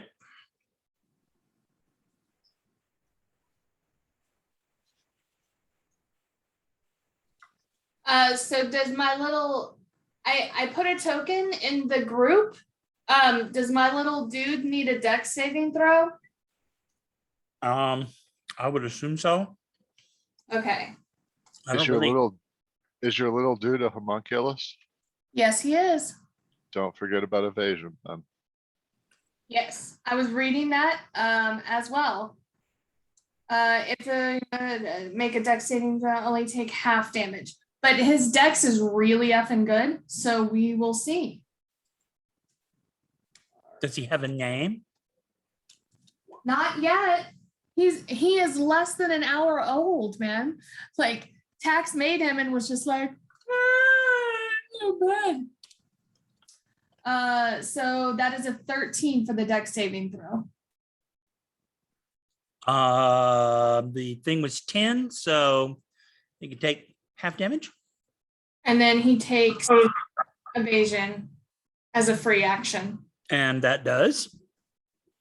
Is subjected to an effect that allows it to make a dex saving throw to take only half damage and instead takes no damage if it succeeds on the saving throw and only half damage if it fails.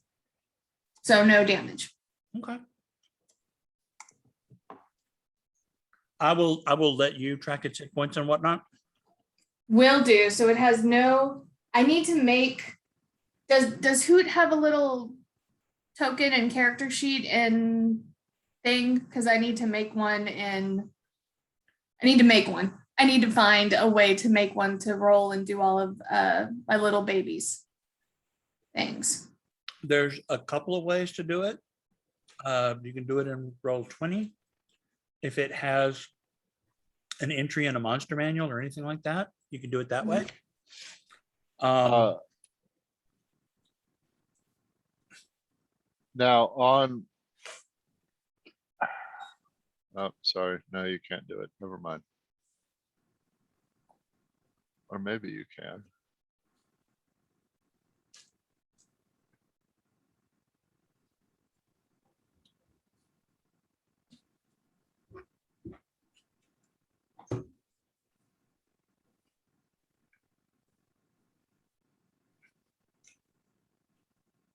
I think if you go to extras in D&D Beyond and add infusion homunculus servant, I think that gives you the right things. I could be wrong, but it'll at least give you something to roll on.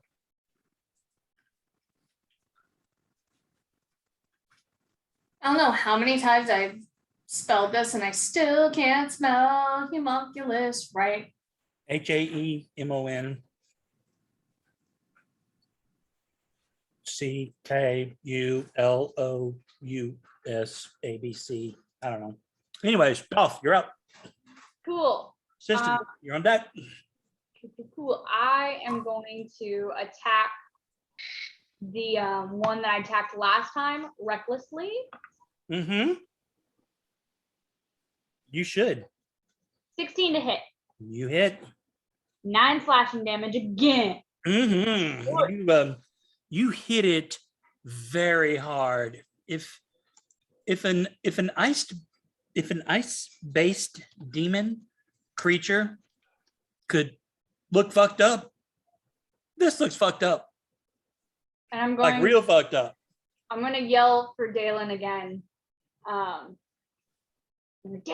get your ass in here. Well, You can make a perception check. Okay, He's working on it. all right. Do stay, Dolph, do you have anything else? Let me double check, but I don't think I have any other bonus actions. Yeah, no, that's it. do stable boys have another chance to hear her scream? Absolutely, because she screamed louder this time. All My- right, I know he doesn't have a token, but their initiative is 7. He does have a token. Does? Ooh. yeah. Broad is enjoying slumber. Varuuk, you hear Let's see how. the Hoot does. unmistakable sounds of conflict above you and to your left. Damn, Weasel.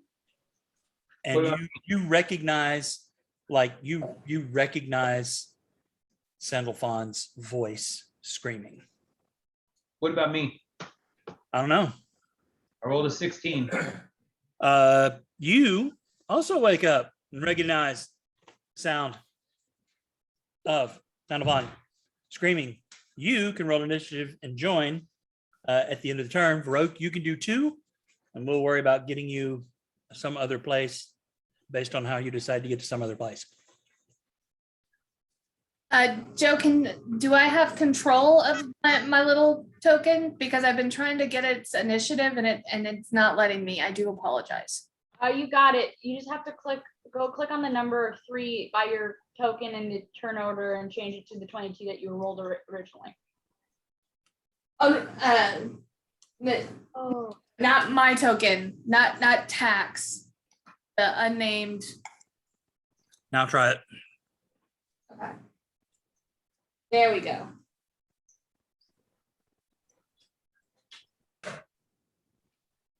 Bubo. Mhm. Operation Clash of the Titans. Siston. All right. Sisson is going to react to getting hit with cold, and on the new one that came in, you'll just hear this again, like just hit herself and cast Toll of the Dead, although I didn't see it pass. You told that dead. On which one? The one that's been hit or the The one, actually the one that just no, we'll do the one that's been hit. Oh my, it's gonna do more damage. If I could make it, or at least Yeah. is it displaying? Do it. You have to hit the- Oh, I have to say yes, sorry. For a whole 3 points necrotic damage if it does not make its wisdom saving throw for the one that's Wisdom of 14A.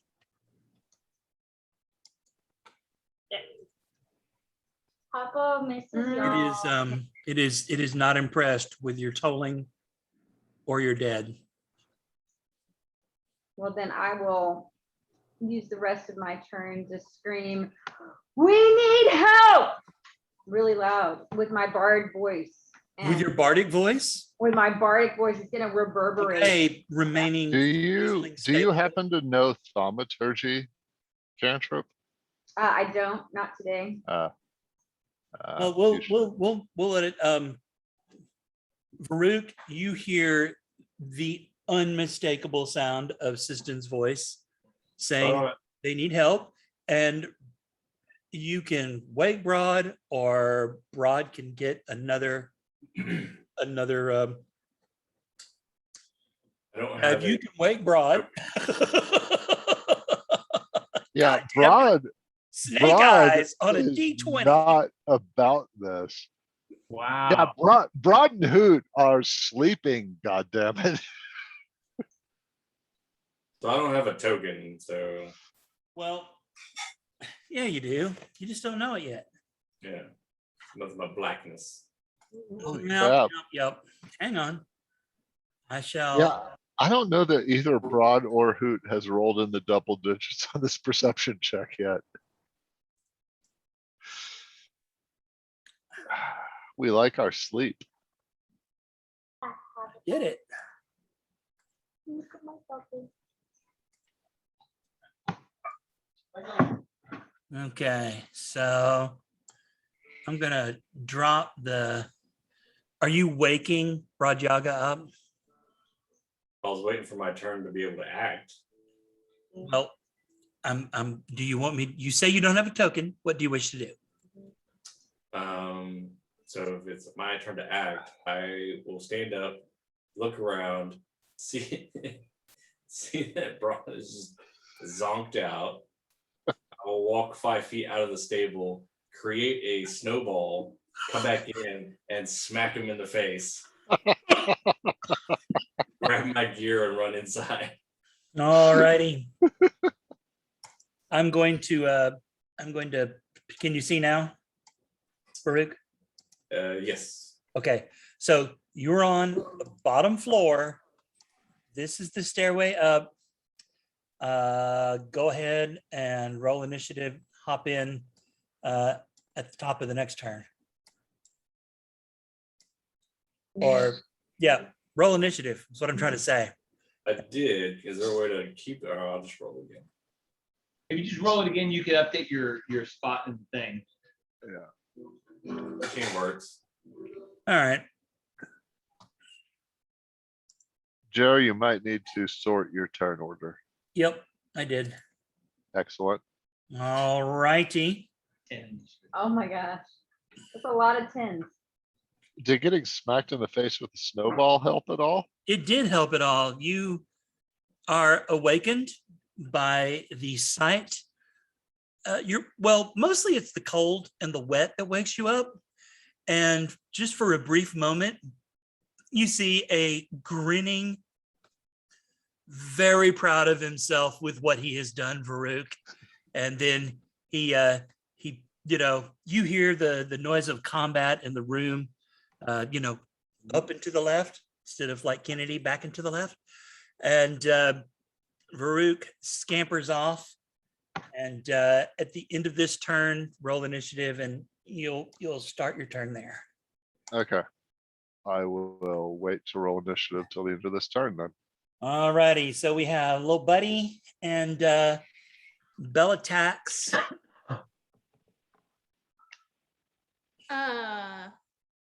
Little buddy.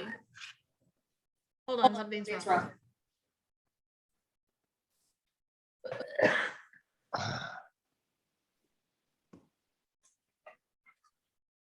Okay, my bad.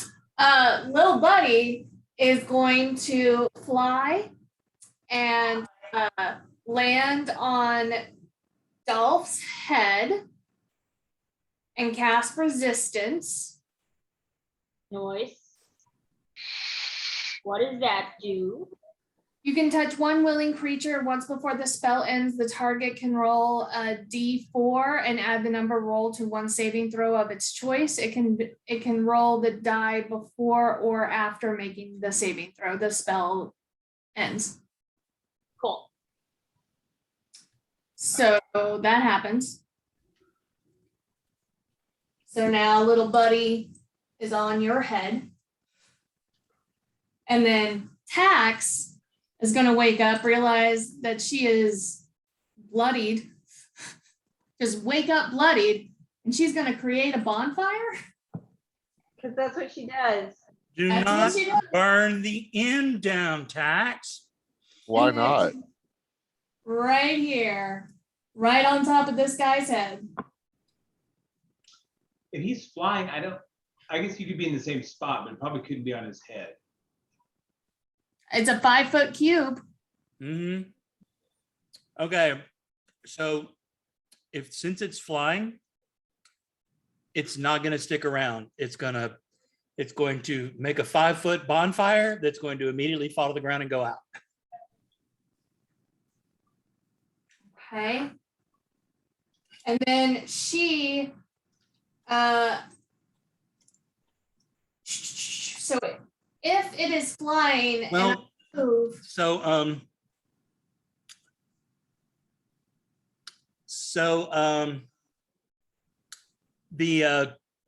the bonfire encloses it, and you hear a crackling hiss. Ow!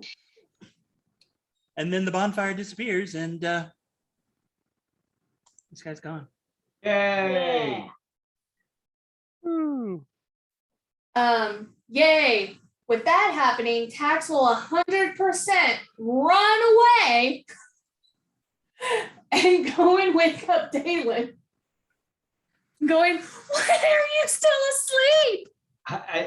Although I'm very happy you're coming to get me, I think there are 2 closed doors, and I'm not sure how the mechanics work on that. You can open doors. How many doors can you open in a round I think without using an axe? One. one, but she didn't use her bonus action. If she commanded the homunculus to do anything, she used her bonus action. And No, I thought the homunculus was a free action. That's what it says. That I get, it's not a bonus action, it's a free action to do the homunculus servant. I don't know. Joe's the Allow DM. me, allow me to read. In combat, the humanus, it shares my initiative count. I do apologize. But it goes after you. And you actually sent it to do things before. Yeah. It's Well, and then unless you take a bonus action. Yep, you are absolutely right. I'm sorry. The free action was its evasion. Oh, So Damn it, you barely even had it an hour. You're cheating already. Jesus. again, I just made it. If you think this is bad, imagine Tax just waking up after making this thing and being like, go spell. No, believe me, the homunculus rules are fucking intricate and weird. That is absolutely a design flaw, not a Lisa flaw. Well, I mean, every single one of the new pet types follow the same standard now. Right. Lisa's only flaw is thinking that she can win Hemingway from me. Can win what? Hemingway from me. ah,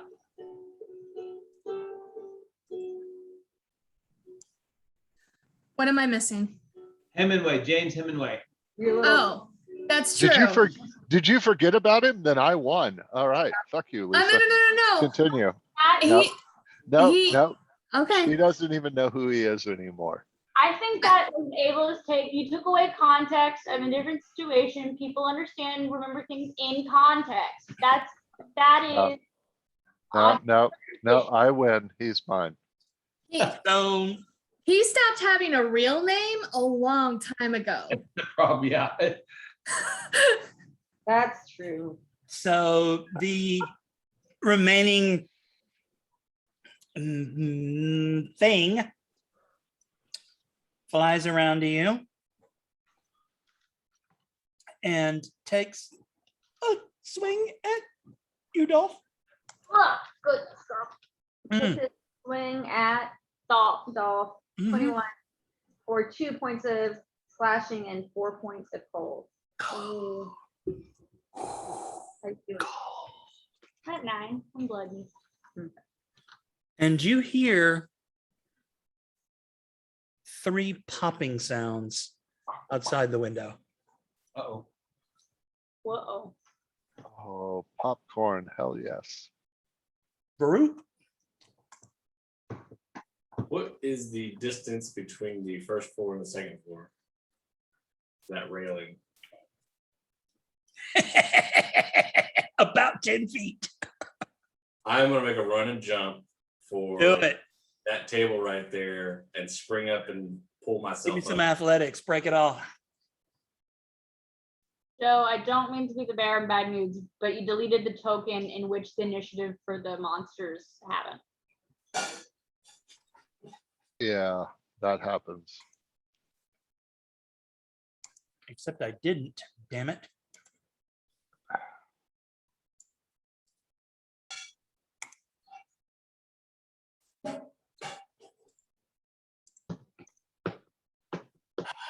Get me on the right damn layer.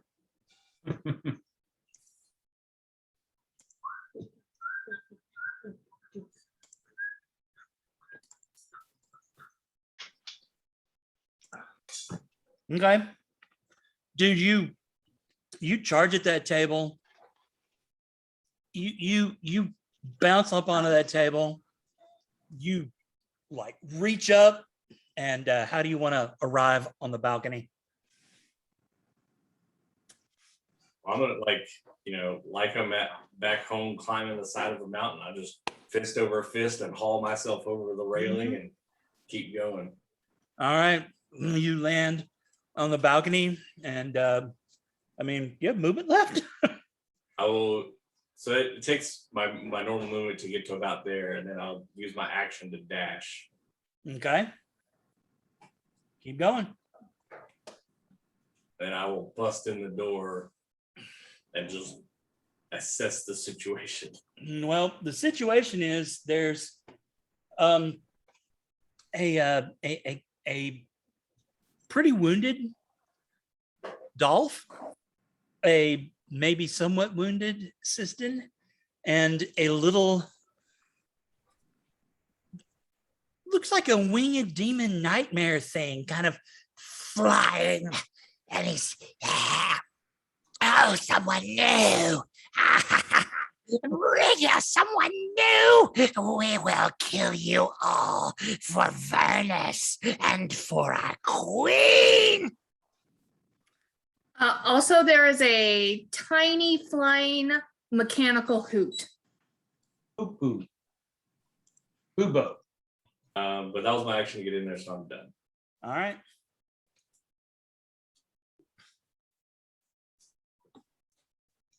Looks like you are. Dan. I will hop up, grab the staff, pass by Tax, peer into the door, and what do I see? The stuff you just described? You see the backside of Varuuk, who is unlimbered weapons, but he is not attacking. You see right here. Why is that not showing up on Lisa's thing? God damn it. Oh, that's why. And you see right here a little obnoxious flying winged ice demon thing. Yep. Yep. He looks angry. I point my staff, shout a word in arcane language, and a firebolt flies out from it. Okay, do it.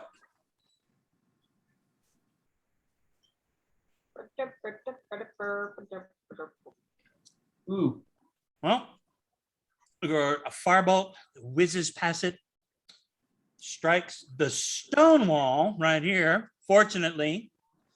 And yeah, that happens. I step back to right here and kind of gather myself. And that's Okay. in turn.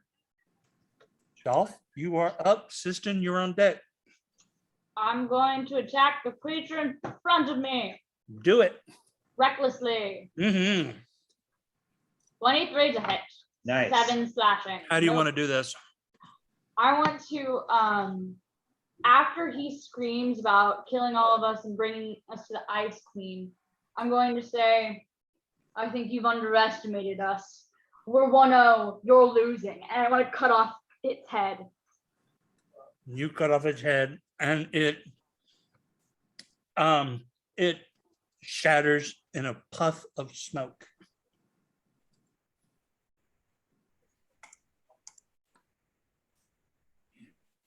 And that's my turn.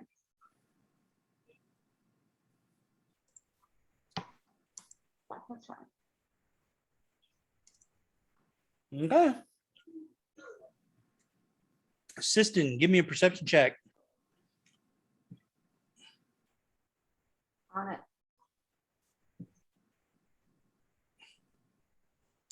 You are aware of movement, like the sound of tiny icy wings flapping outside the window. All right. How big is the hole in the window? About 5 feet across. I mean, it's, window sized. I mean, the hole that they came in, is that big? No, it's about maybe 2 feet across. All right. I'm gonna try to, can I I don't know that there's anything I can lift in front of it. I'm gonna pick up the chair and try to put it against the window to make it harder for them to come in. Okay. Give me athletics. Sure. Yeah, I mean it's not hard. You're able to kind of move. Yeah, there's like a table and a couple of chairs in there. You're able to like put one of those things on there. Yeah, and I'm gonna tell Varuuk they're more outside.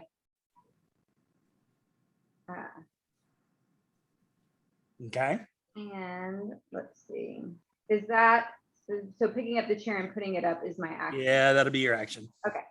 Not a worry. All righty. Bell up.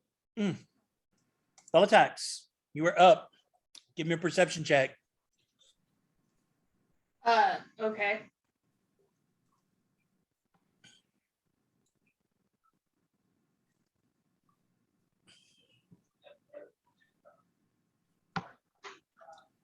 You hear the sound of a female voice screaming downstairs.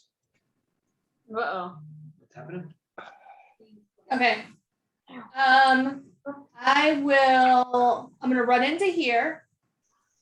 I'm going to say they're being attacked downstairs, and then I'm going to create bonfire.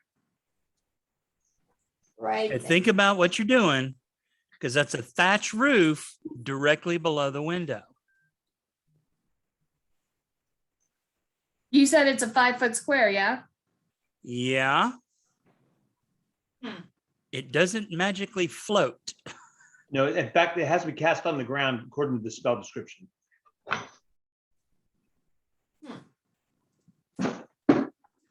Because I was really happy that you said that those were stone walls, and I was thinking I could make it like in the base of the window pane, because it's a not a floor, but okay.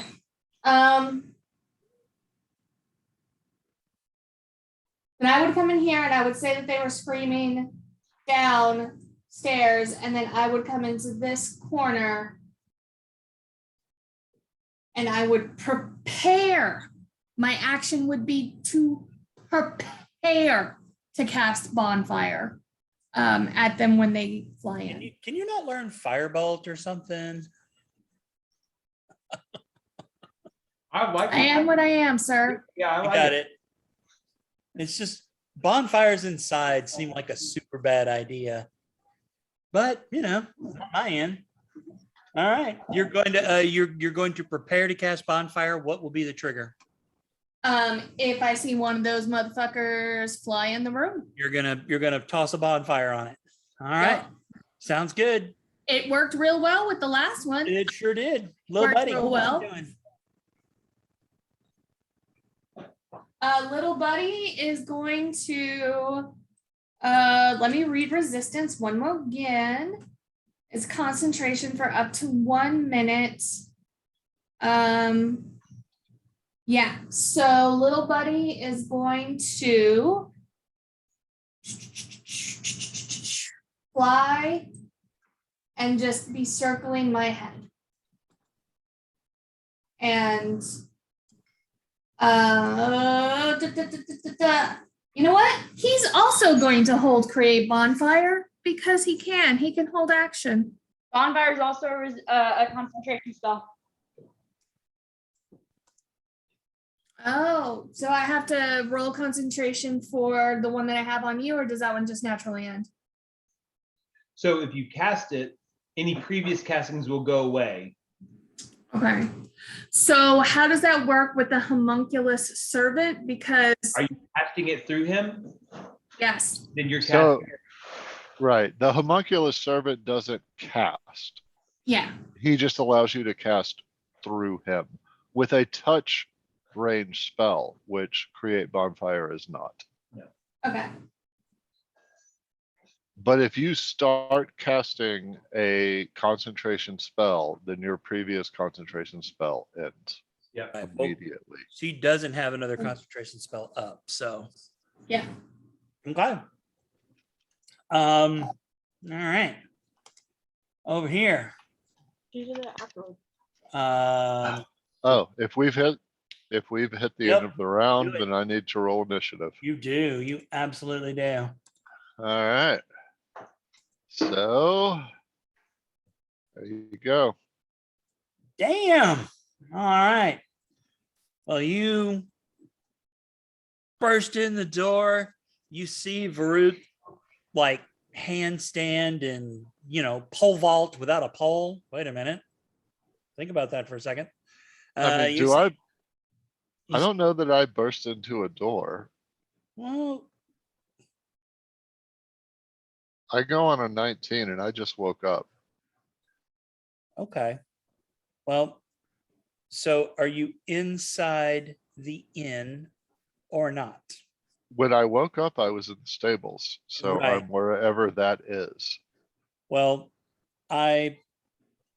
for the purposes of this, moved your token inside. If you don't Okay. wish to be there, move yourself somewhere out here. Okay. No, that's fine. Sure. I'll go join these doomed souls. So you see come from down the hall, this little thing come flying towards you. It's not going to make it to you because it's got to use up some movement. Got to use up some movement to get there. But this thing has fresh red blood dripping from its claws. And Tasty. and it's flying towards you. And yeah, I would have to use it all up. All right, so that's all it's got. Over here, in this side of the world, you hear this little voice say, "We must flee. We shall come back in greater numbers. You, go inside, cover our escape." And this one flies up here, gets right to the window. Bonfire, I assume. Bonfire indeed. If it comes in and I can cast, because Dalen and or Dawn has just ruled me, I have to make it on the ground. So I believe he has to get inside for me to do it on the ground right in front of the window. There we go. Bonfire. You hear this tick, tick, tick, tick, tick, like you're starting a gas top range. Yeah. Right. Tick, tick, tick, tick.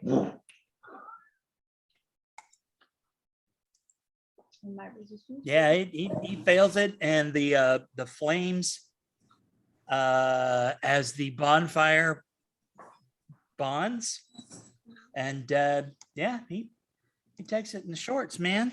Oh, He screams, and then I need to look at something to make sure that I'm doing this right.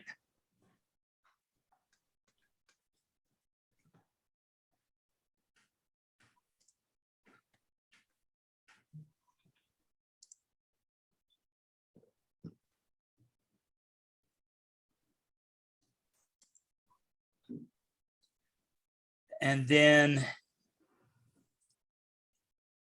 emanating from the window, your vision is suddenly lost as a cold fog fills the room.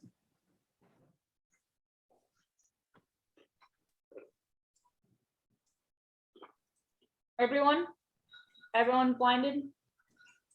Well, you are in a cloud of fog, much like a fog cloud. But are we blinded while we're in the fog cloud? So Essentially, yeah, because fog Yeah. cloud heavily obscures. So Yeah. effectively, you're blinded. yeah, it's heavily obscured. So yes.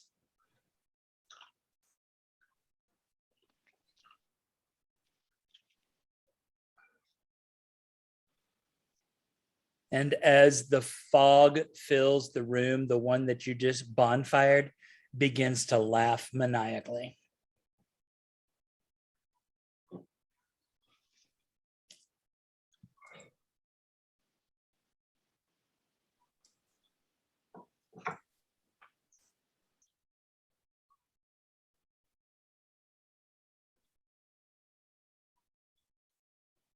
Varuuk, you're up. By the way, you Mhm. haven't reordered initiative. I'm next.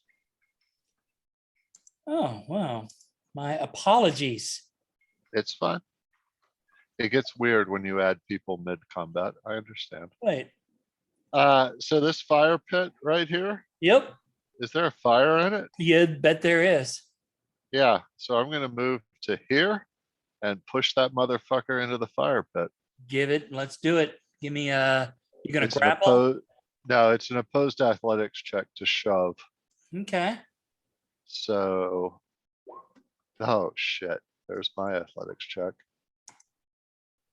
Yeah, considering he's at -2 on strength, he Yeah, he just I kind of like screwed up. holds a bloody claw in your face. It's the blood is already frozen on the claw. And he's like, "What are you doing?" Trying to shove you into the fire, asshole. Yes, well, I don't burn easy. I don't like it. Fuck you. Fuck you too. Yep. All right. That's it what for else? me. All righty. Character.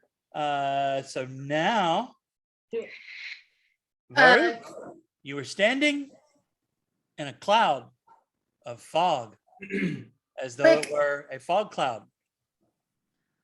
Quick question, Joe. Lay it on me. The one in the room, Uh-huh. did it end its turn where the bonfire started? It sure did.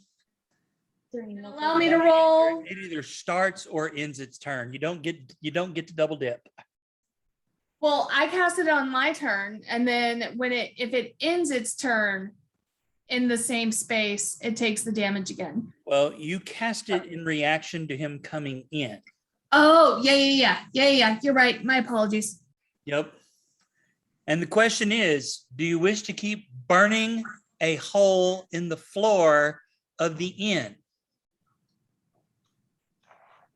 And the innkeeper's probably dead, so. We do have the run of the place. She said so. What I love Probably Texas put- logic. We're going to have a conversation about create bonfire when this is over, Okay. because this is and I get it, dragons and magic and shit, but this is a little out of hand. Says the person who constantly casts fireball whenever Outside. Fireball is also not a cantrip. Yeah, and I mean, there are repercussions to throwing fire around inside of wooden buildings. It I mean, happens. this is true. possible. So Joe, what I saw the creature coming in the window before You absolutely did. before the cloud, I guess, appeared. Mm-hmm. I'm gonna charge directly at where I thought the window and the creature coming was, and just try and shove him out the window along with Do it. me. All right. Yeah, you can rush over there. Give me some. Even though there's a fog cloud, you can see it because I believe it's on fire in the middle of a 5x5. Yeah, oddly enough, it's brightly lit. Yeah. Well, then I'm gonna charge right at him and full on tackle out the window. Oh hell yeah! Do it. Give me some athletics. How did it get by me? It enters. Oh, because you were blocking the door. There are two windows. Yeah, you grab him and you shove him and you head towards the window. What does it look like as you go out the window, shoving the thing over the thatch roof? Yeah, I'm just gonna like try and grab him out the window, hit the roof, and just slide down the snow as far as momentum takes us. Alrighty, you make it to right here, And you just keep on going. You make it to about right here. And this little thing is so shocked it doesn't have anything to say. What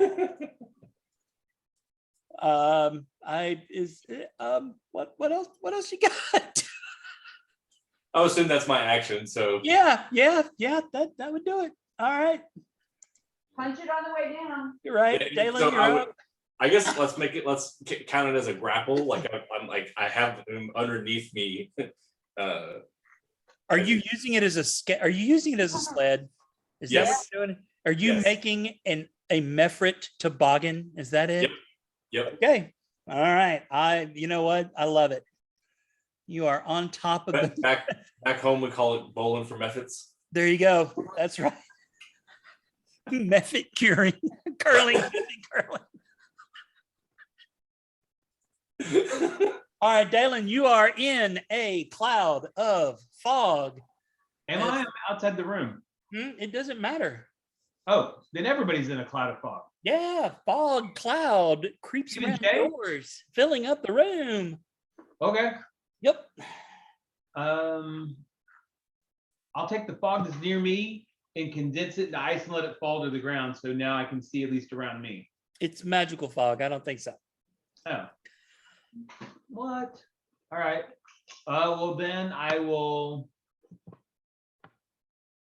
kind of step over here and shout, is everybody okay? What's going on?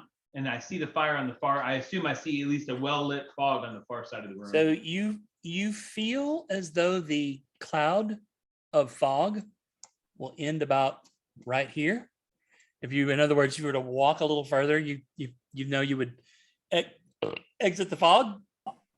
Yeah, you see some fire. By the way, Varuuk, I need you to make a dexterity saving throw because you went in and out of Lisa's bonfire. Whoops. You take 5 5. points of burninating damage. Oh, is there no roll for it? You did. I already rolled it. The dex save is it. And then the ice Mefrit also started technically.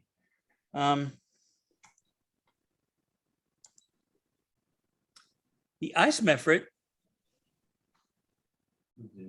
Trying to avoid the fire and not avoid Varuuk. yeah, tried like adroitly avoided the fire, only to find himself serving as Varuuk's toboggan. And he's now reconsidering all of his little demon life choices. So I'm just, shouting to the people in the room, are we okay? What's going on? Because I can't see anything except a well-lit fog. And that's my turn.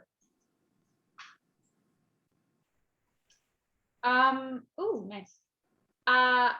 That is our fog radius approximately. How much is the drop from the window to the roof? Not very far. Got it. Cool. I'm gonna say, Tax, drop the fire, and I'm gonna yell, I'm going after them, and I'm going to run out the window. Hopefully, Tax drops concentration on the fire. Okie dokie. Yeah. You have 2 windows. Sandalphon's, not Sandalphon. I'm Sandalphon. Siston's blocking the other one. You can move through a. This window is broken. Which one? Um, The top one. That one, cool. This one is broken. This has been the active window. Oh, That's- by the way, Varuuk, as you are about, let's say, 2/3 down, you're making your toboggan run. The fog parts, and you are in the clear night air. It Sweet. stopped snowing. And so, all right, Dalph, So, you do the so window? question, DM. Yes. I know it's the end of my turn and that's as far as I got, but do I still have momentum? Like if we Oh continue? yeah, you'll keep going. Yeah, Sweet. you are absolutely going to keep going. I'm gonna You're make a riding an jump ice off. demon like a toboggan down a snow-covered thatched roof. There's not much in the way of friction. We're gonna make a sweet jump. It's gonna It be great. is. You. Oh my God. All right, Dolph. What you, or no, Dalen, what you got? That was it. That was Yeah, it? it was Dolph. my- I did All not right. really. It's in the Cole, middle you of- drop it's- concentration. Tax, do you drop concentration? Absolutely. Beautiful. All right. I think I can make it to here. Right. There's about a, well, yeah, you make it through there. The only one of these things that you see is the one currently serving as Varuuk's toboggan. Okay. Can I grab it? I wanna like grab him, which Rook's on top of him. So I'm just gonna like grab his legs to like stop him from moving. I'm gonna need you to make a hit roll to see if you can grab him, and you're gonna need like a pretty high number. Just warning. Would it be athletics? Could you? Okay, so to hit roll, what would I use? Unarmed strike. Just a normal old hit roll. 17. Nope, you just miss him. You bounced out the window. You've run over there. You don't see any efforts. You notice one screaming, sliding down the roof, and you dive for it, but you just miss it. Cool. That's the end of my turn, I guess. All righty, Siston. All right, I'm gonna be going towards this window, and can I see anything? From there, you hear the sounds of Dalph moving around. You also hear this, what sounds like ice being dragged over more ice, and it's Dopplering away from you. I'm gonna jump down. It's to the about roof. 3 feet. You're able to make it okay. You Awesome. bounce out, and as you hit the snowy thatched roof, the fog parts, and you're able to see. And I mean, you know, in the dim light that is night in Icewind Dale. Awesome. And so you see Dalph just having missed a Varuuk sliding down, hanging 10 on top of a Mephrit, sliding down the roof. And that Mephrit is the only Mephrit we can see, right? That is the only Mephrit you can see from there, yes.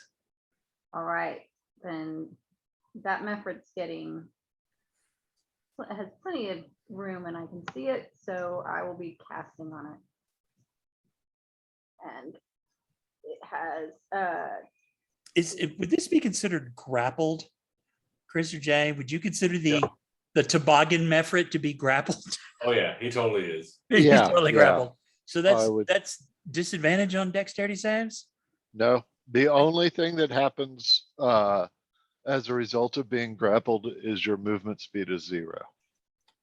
Well, sort of. Well, I mean, rules is written. Mokari. Damn. yeah, he fails that wisdom save and takes the damage of 10.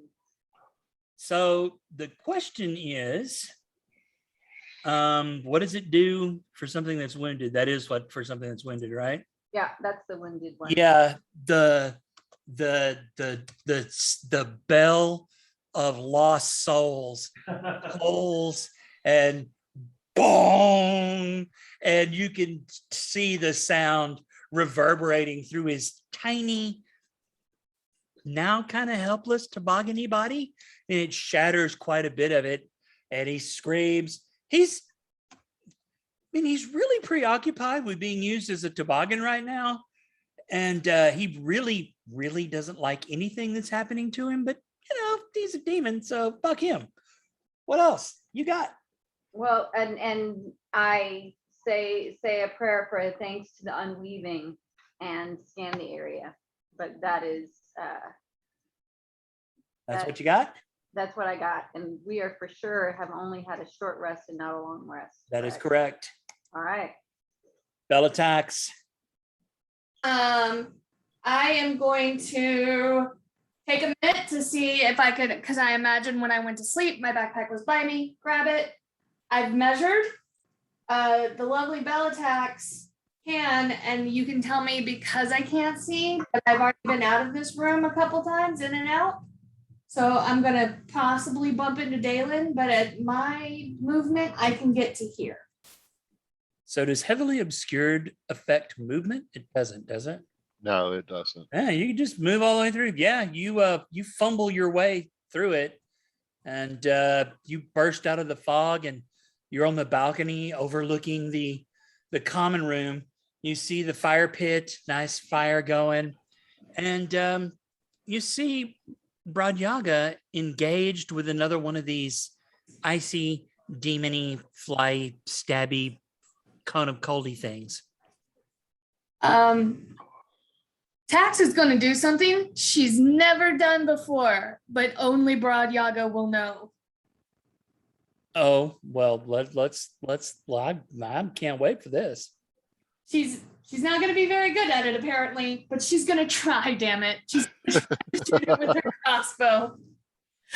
Your crossbow bolt, unfortunately, zings by the little glass demon. And, if he weren't busy with Broad right in front of him, he probably would have noticed you and gone after you, but he's got other things to do. And then as a bonus action, I'm going to do Might of the Mast, the Force Strike. Force Strike for my little buddy.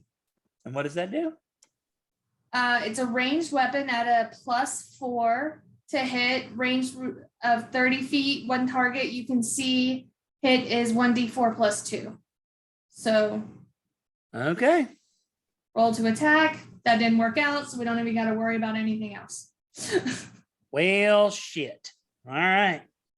This little guy is new. He doesn't even have a name. Right. That's not your homunculus. That's a steel defender. That's a different thing. No, the homunculus servant can do that too. So Really? the the Mephrit, the toboggan Mephrit, he's going to attempt to break the grapple. Oh wow.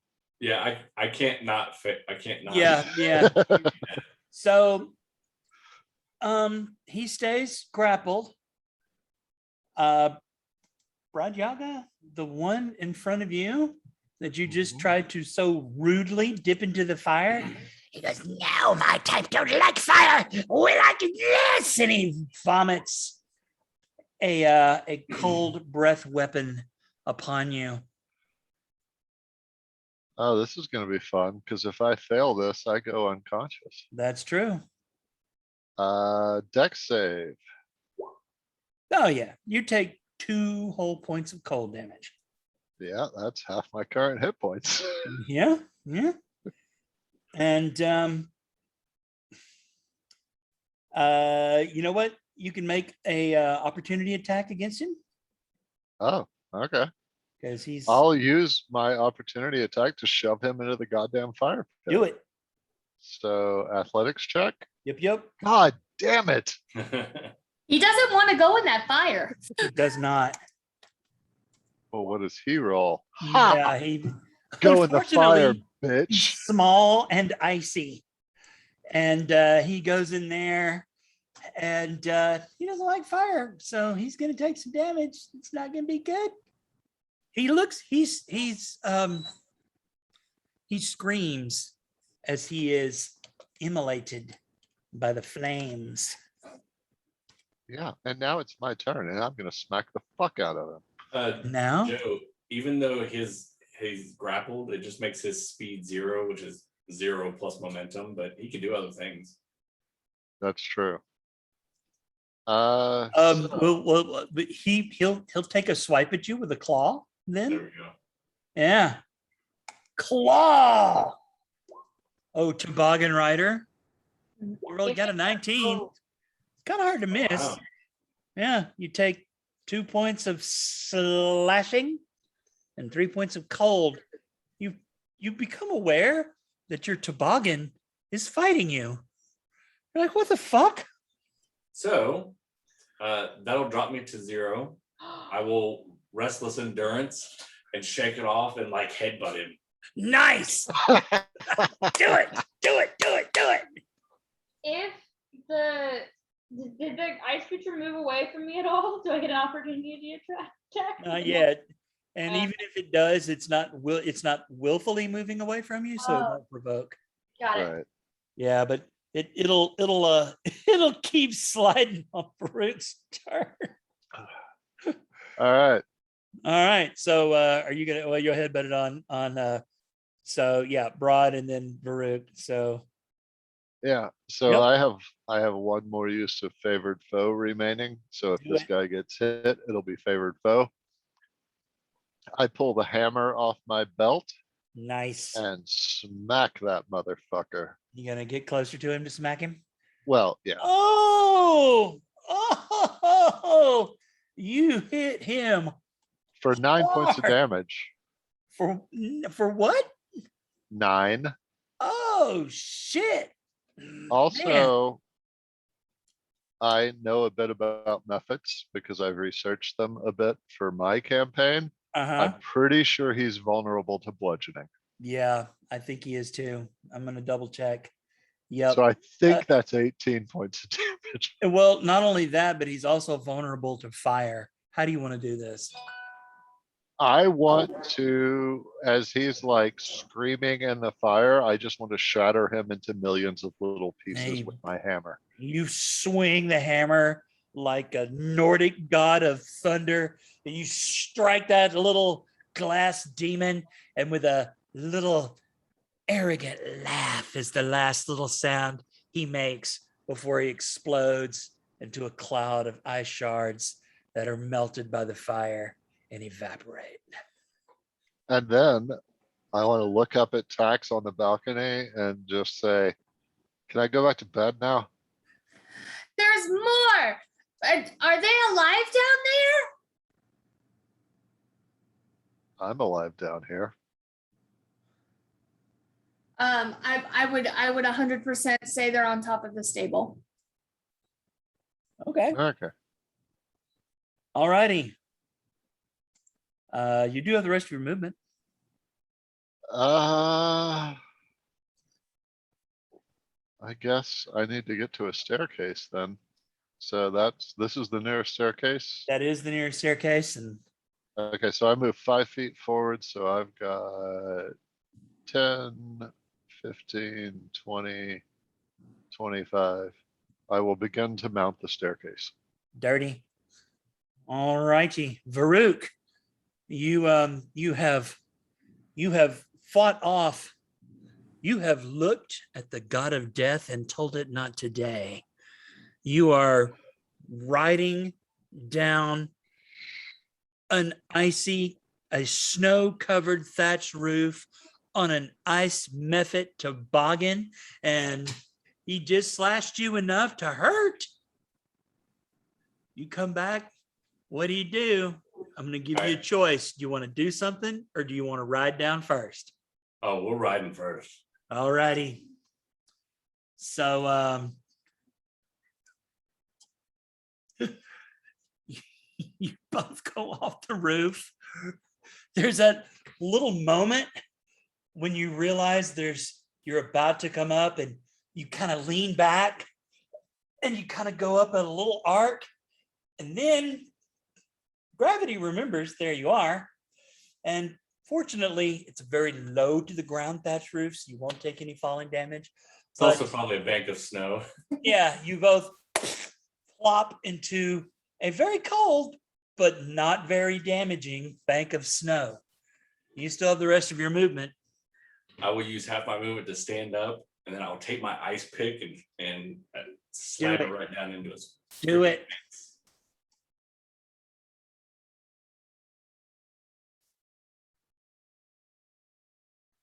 Oh yeah, give me some damage. I do have advantage because he's knocked prone. Yep. 10 do you wanna do piercing this? damage. How do you want to do this? Just split his skull, and then I'm gonna stand on his body and try and like use him as a sled around the snowdrift. Well, as you shove the spike into him, then you try to jump on him. You jump into more snow. His body shatters into a million tiny pieces of ice and Oh. evaporates. Well, I see that I'm at my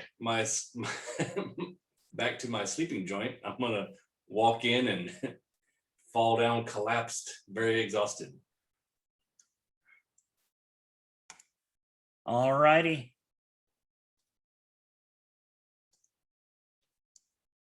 Okie doke. Is that your turn? Yeah. Going in there, collapsing, laying down, Yep. doing the thing. All righty. Dalen, you're up. Is the fog cloud still there? Oh yeah, it's gonna be there for about another 59 minutes. There's no concentration? I don't know. Is there? Usually, but I don't know when a method casts it.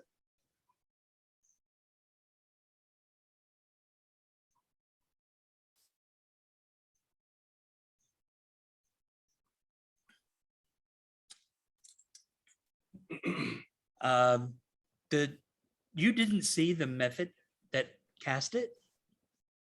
I mean, if it's still there, it's still there. I'm just curious. It is still there, but you don't Okay. see a method that cast it. All right. I'm gonna, if I heard Tax leave the room on her turn, I'm gonna kind of stumble past her to see if I can find my way out of the fog cloud and see what's going on here. And it looks like things have calmed down, so I will just check on Tax and kind of make sure nothing else bad is going on. All righty. If you come out, I'll say, they're hurt downstairs. I know they're hurt. We probably should find System, but yeah, we can head. I can try to head down. I don't think I have actually much more movement than that right there.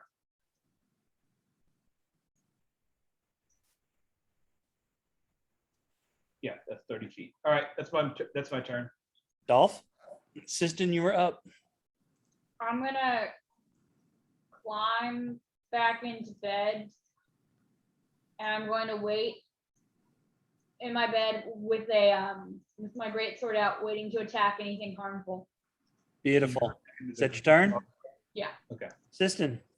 All right, I'm gonna look around on the roof. Do I see anybody or anything? You do not. You do see a vaguely method-shaped depression in the snow that Yeah. kind of goes off the roof.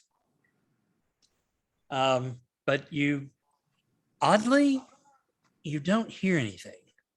It's like quiet has returned. All right. And right as you start to notice that, the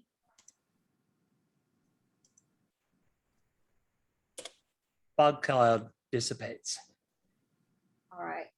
Do I think it would be easier to go back to my window or go down by the stables, the way the folks fell out off the roof?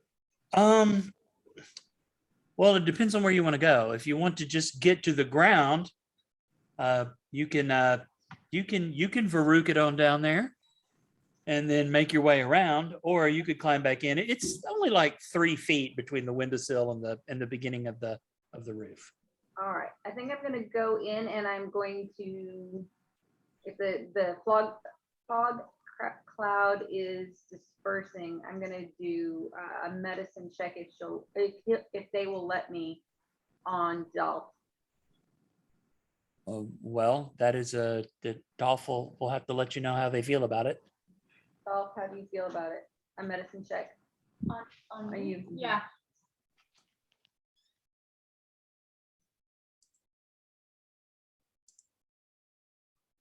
All right. How are you doing, Dolph? I rolled pretty high. About a 9 out of 28. All right. You get some tender patting, but I'm a little bit concerned. And I'll say I'll be back. I want to check on the others. All righty, we drop out of combat. Yeah.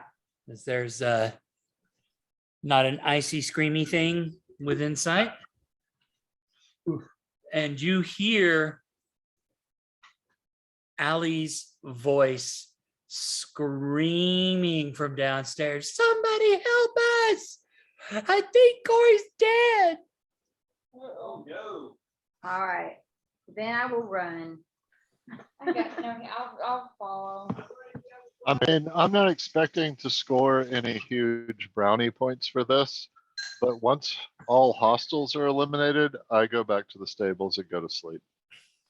I mean, you're about one method hit away from unconsciousness, so by all means. Right. Yeah. And honestly, nobody expects anything more. No, I run to try to towards the screams. Okay. I'm going to move us back to the downstairs map. Just kind of remember where everybody was. And then adjust your tokens accordingly.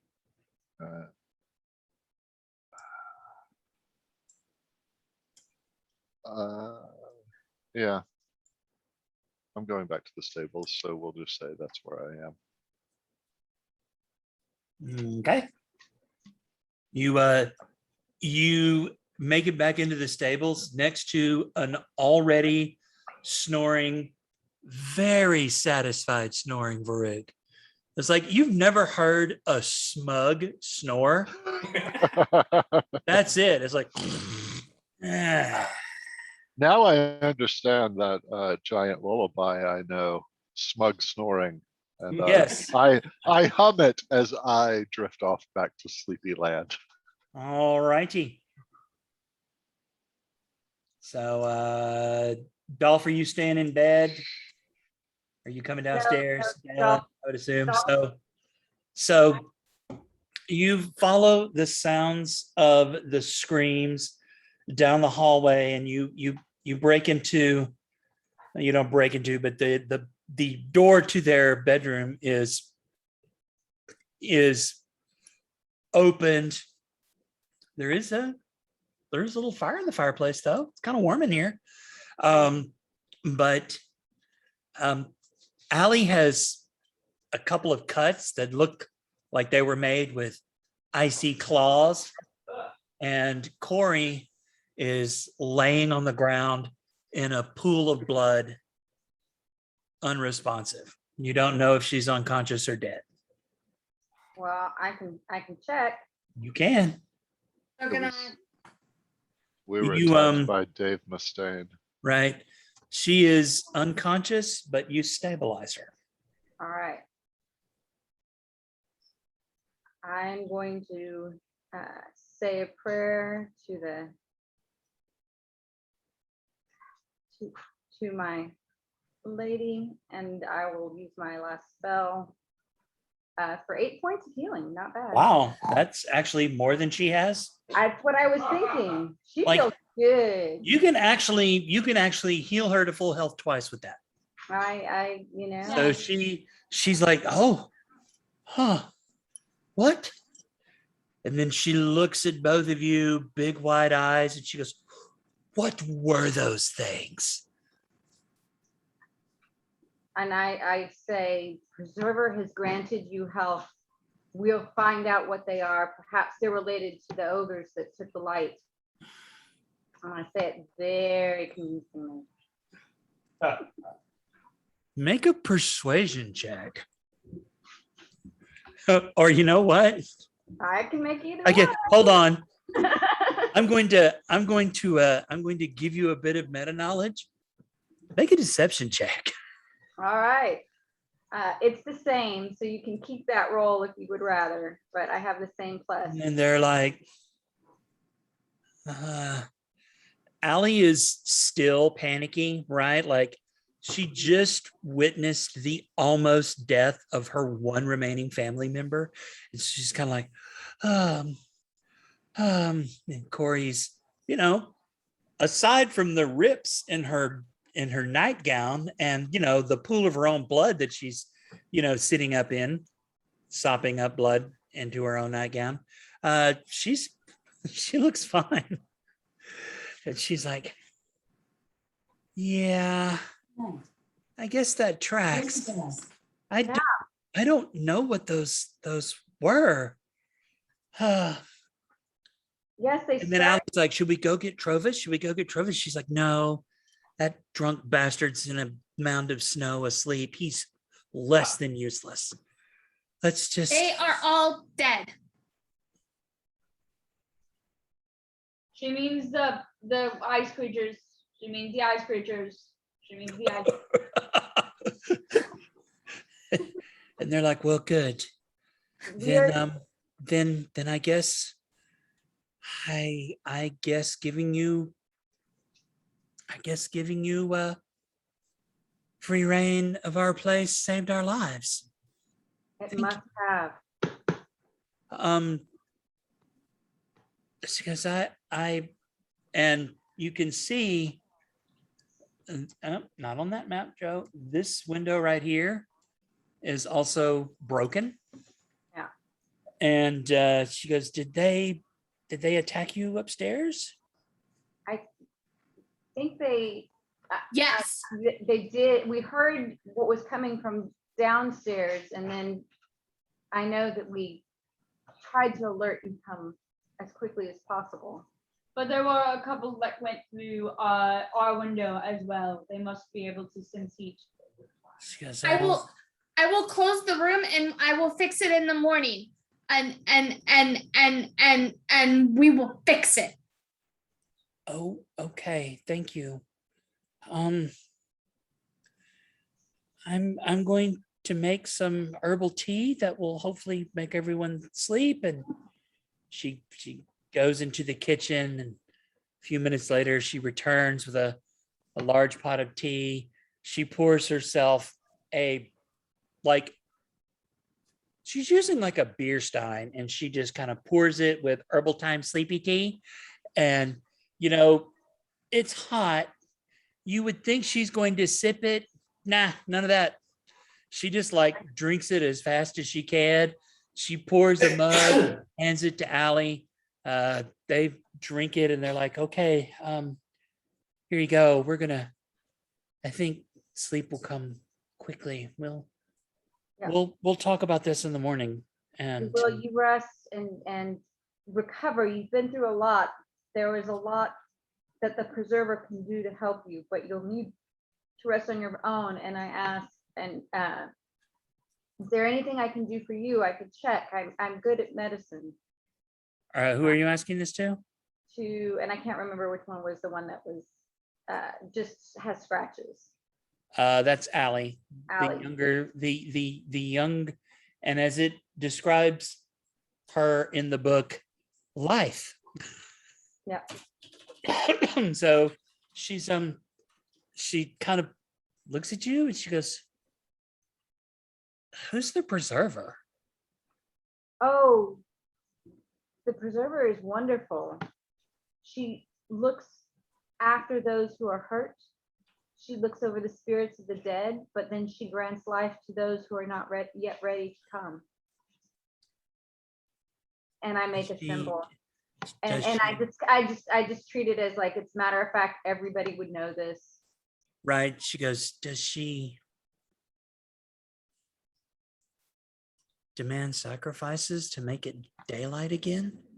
Oh no, no, no. She seeks knowledge.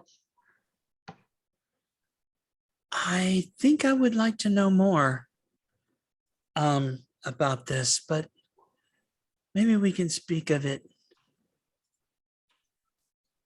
in the morning. On the And, morrow, then, I know that several of us were hurt fighting whatever those things were, and we'll most likely sleep in. So don't trouble yourself to get up early, as you might guess. We're not guests anymore. We're bound by sacrifice and fight for your family.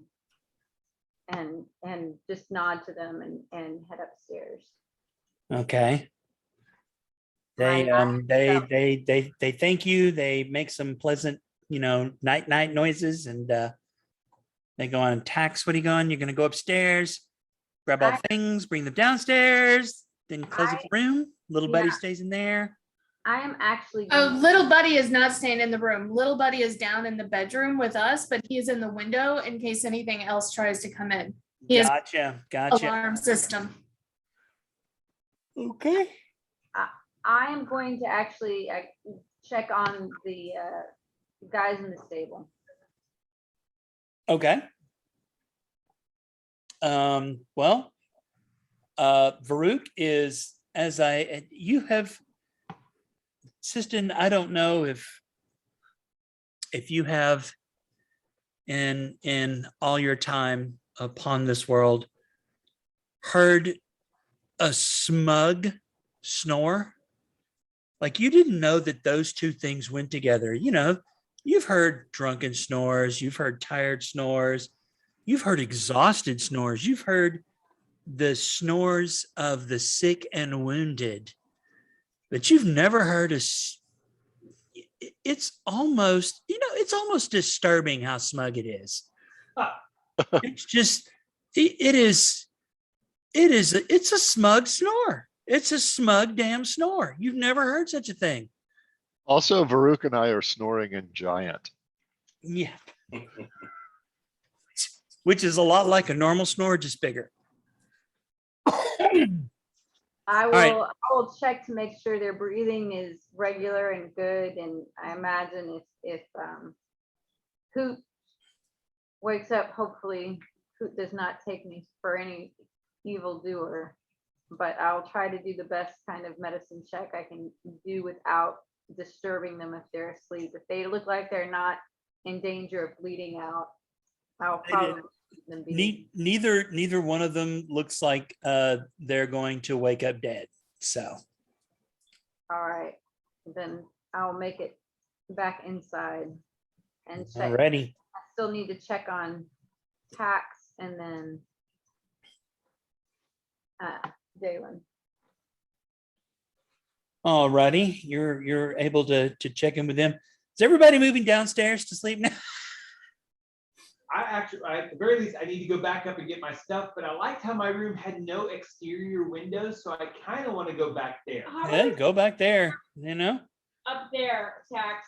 How about we put the alarm up? What? Snare. The snare. Mm. Got Tax had traps. little buddy system in the alarm system. Yeah. Oh, she's using the buddy's alarm system. Yeah, but let's all pile into that room. Maybe move a couple beds in there, make it wall-to-wall beds, and Sure. go to sleep in that one with no windows. Yeah.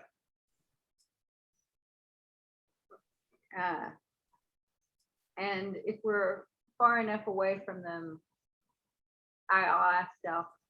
Dalph, are you okay? Physically, yes. Do you know what those things are? No. Do you know why they are looking for you? As I mentioned before, people don't like it when there's sacrifices and then the other people getting sacrificed. Did you recognize any of the You guys names? might need to speak up for the rest of Yeah. the group. Did you recognize any of the names that they were saying? Well, you should too. There's the druids that have been asking for sacrifices. Oh, yes. That sounds familiar. I couldn't remember from where. Sandalphon, Yeah. you with clarity, as I have said before, The dream. I I'm aware of, that I've heard these names in the dreams. I'm not willing to give that information yet. Okay. I'm just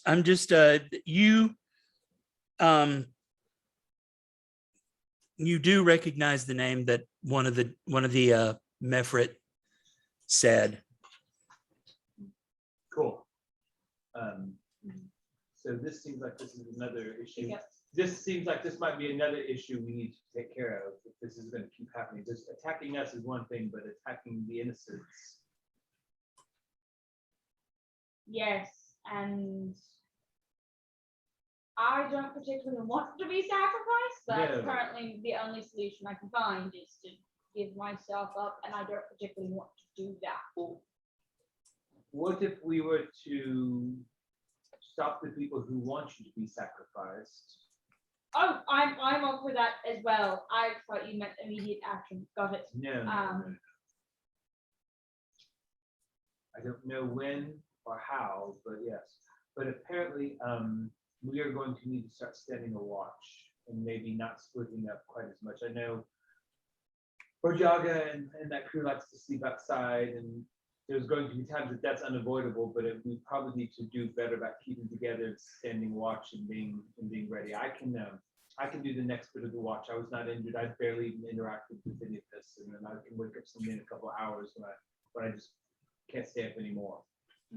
I'll take second watch. How many hours do we have left in the night? It's I mean, you can see from the aurora glowing in the sky that it is after midnight, but not too early. Probably, let's see, if only someone had given you something. A clock. An Icewind Dale clock. Oh, there it is. So it is sometime in the deep night hours. So you have at least 6 hours before dawn. Dawn. The 3 watches? I'll take second watch. We just need a third watch. But we're going to need to sleep longer than that because I'm going to have to rest. This interrupted my rest, and I'm going to need rest. You can be interrupted the rest of 2 hours. Not do things. Yes, in 5e, 2 hours for also watching. Jay, if I cast a spell during my long rest, does that break my long rest? So, I mean, it's kind of up to DM discretion, but technically a long rest only breaks if you're interrupted for more than an hour. And since most D&D fights take like 30 seconds tops, Yeah. yeah, you can actually fight straight in the middle of your long rest and be okay. Yeah, you'll be all right. Typically. All right. Well then, yes, I'll pull out the book. I'll start reading a little bit more of the book. I'll put my back against the door, and I'll do the next watch for a little bit and then head to sleep. But cool. Okay. I'll take second watch. I can take third.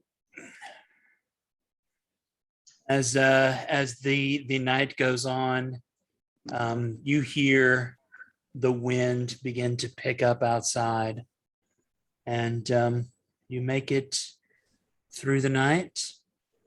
You finish your long rest, Yeah. Yeah. Level 3. except Dalph. Oh no. What? Right after you close your eyes, you see the image of a man, definitely male, holding a dagger of ice. He's running his finger along it. A mailman? A male man, yes, a male Is it- man, not It's the Cliff mailman, Clavin. not a It's postal worker, Cliff Clavin right? with an ice knife. But he runs his finger down the blade, and his mouth doesn't move, but you hear a female voice say, "Interesting." And then you lose consciousness and fall asleep. And if you guys wish to get the full 8, you will awaken around somewhere in the Harbright hours, around 9 or between Harbright and Ellison. Just to be clear, I did get the effects of a long rest. You did. Everybody gets a long rest. You wake up about mid-morning or Ellison to the Nice. sound of a howling blizzard outside. And Nice. there we shall take well, here's what we can do. It's now 10 o'clock. We can either take a break and go for another 30 minutes to an hour, or we can call it here. It's up to you. I'm good to continue, but Koenigs are good to call it here. Yeah, we have some stuff tomorrow morning. Yeah. Because okay. somebody's birthday is tomorrow morning. Actually, tomorrow all day, Yeah. not just the morning. All right. Hey, all day. But she was No, born hey, 4/12, hey, 4/12. Allie, Yeah. you know what almost happened?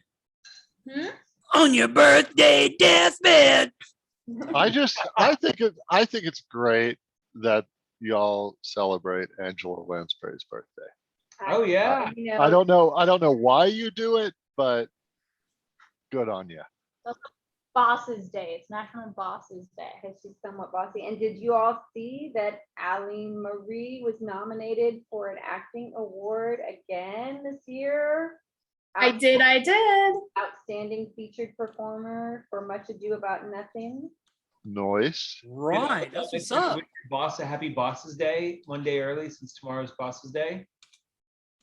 I mean, you're not technically my boss anymore. Not me. Not me. I wish Jim happy Bosses Day like 6 times today. Every time I talk to him, I was like, oh, by the way, in case nobody else said anything, happy Boss. Yeah, So, I'm saying that okay. Dawn hasn't wished me a happy Boss's Day yet, and y'all know what that That's means. because I'll see you tomorrow. Mhm. Just make sure Don has an adequate supply of Caramex in case he chapped his lips kissing that much ass. He did All it righty. with- Are we calling it here? Yeah, we're Yeah. calling it here. Okay. Sounds then like we it. will end the morning of Akaday the 8th, or Akaday Flame Rule the 8th, and we will pick it up again at 10 a.m. The 8th of Flame Rule, to a howling blizzard and a warm meal being prepared by Cora in the kitchen. Right. that- And I just want to make a note that since we now are sitting in an inn who owes us food, I won't be passing out good berries on this day, at least not first thing. Fair I'll, enough. s- I'll save that spell slot in case we need it for something else. Joe, please check the rhyme chat before you. I see. What have we done here? That's my tomorrow's divination. Oh, that's nice. Yeah. So let's make sure something happens tomorrow. Oh, don't worry. I mean, we're going ogre hunting tomorrow. If That's what I was thinking. You guys kicked the snowball off the top of the cairn. So yeah, things are just going to kind of accelerate now. Cool, All right. cool. After 4:12 a.m. tomorrow, Owen will be the only teenager in our group. Ah, there we go. oh yeah, we need to razz him about that a little bit. Like we did 2 years ago when I turned 18, Yeah. and I was like, "You're the only child." Now Yeah. he's the I only mean, teenager. He's got to play in our group to be in our group. Right. I was gonna say he's not gonna age up. All right, I'm gonna stop recording.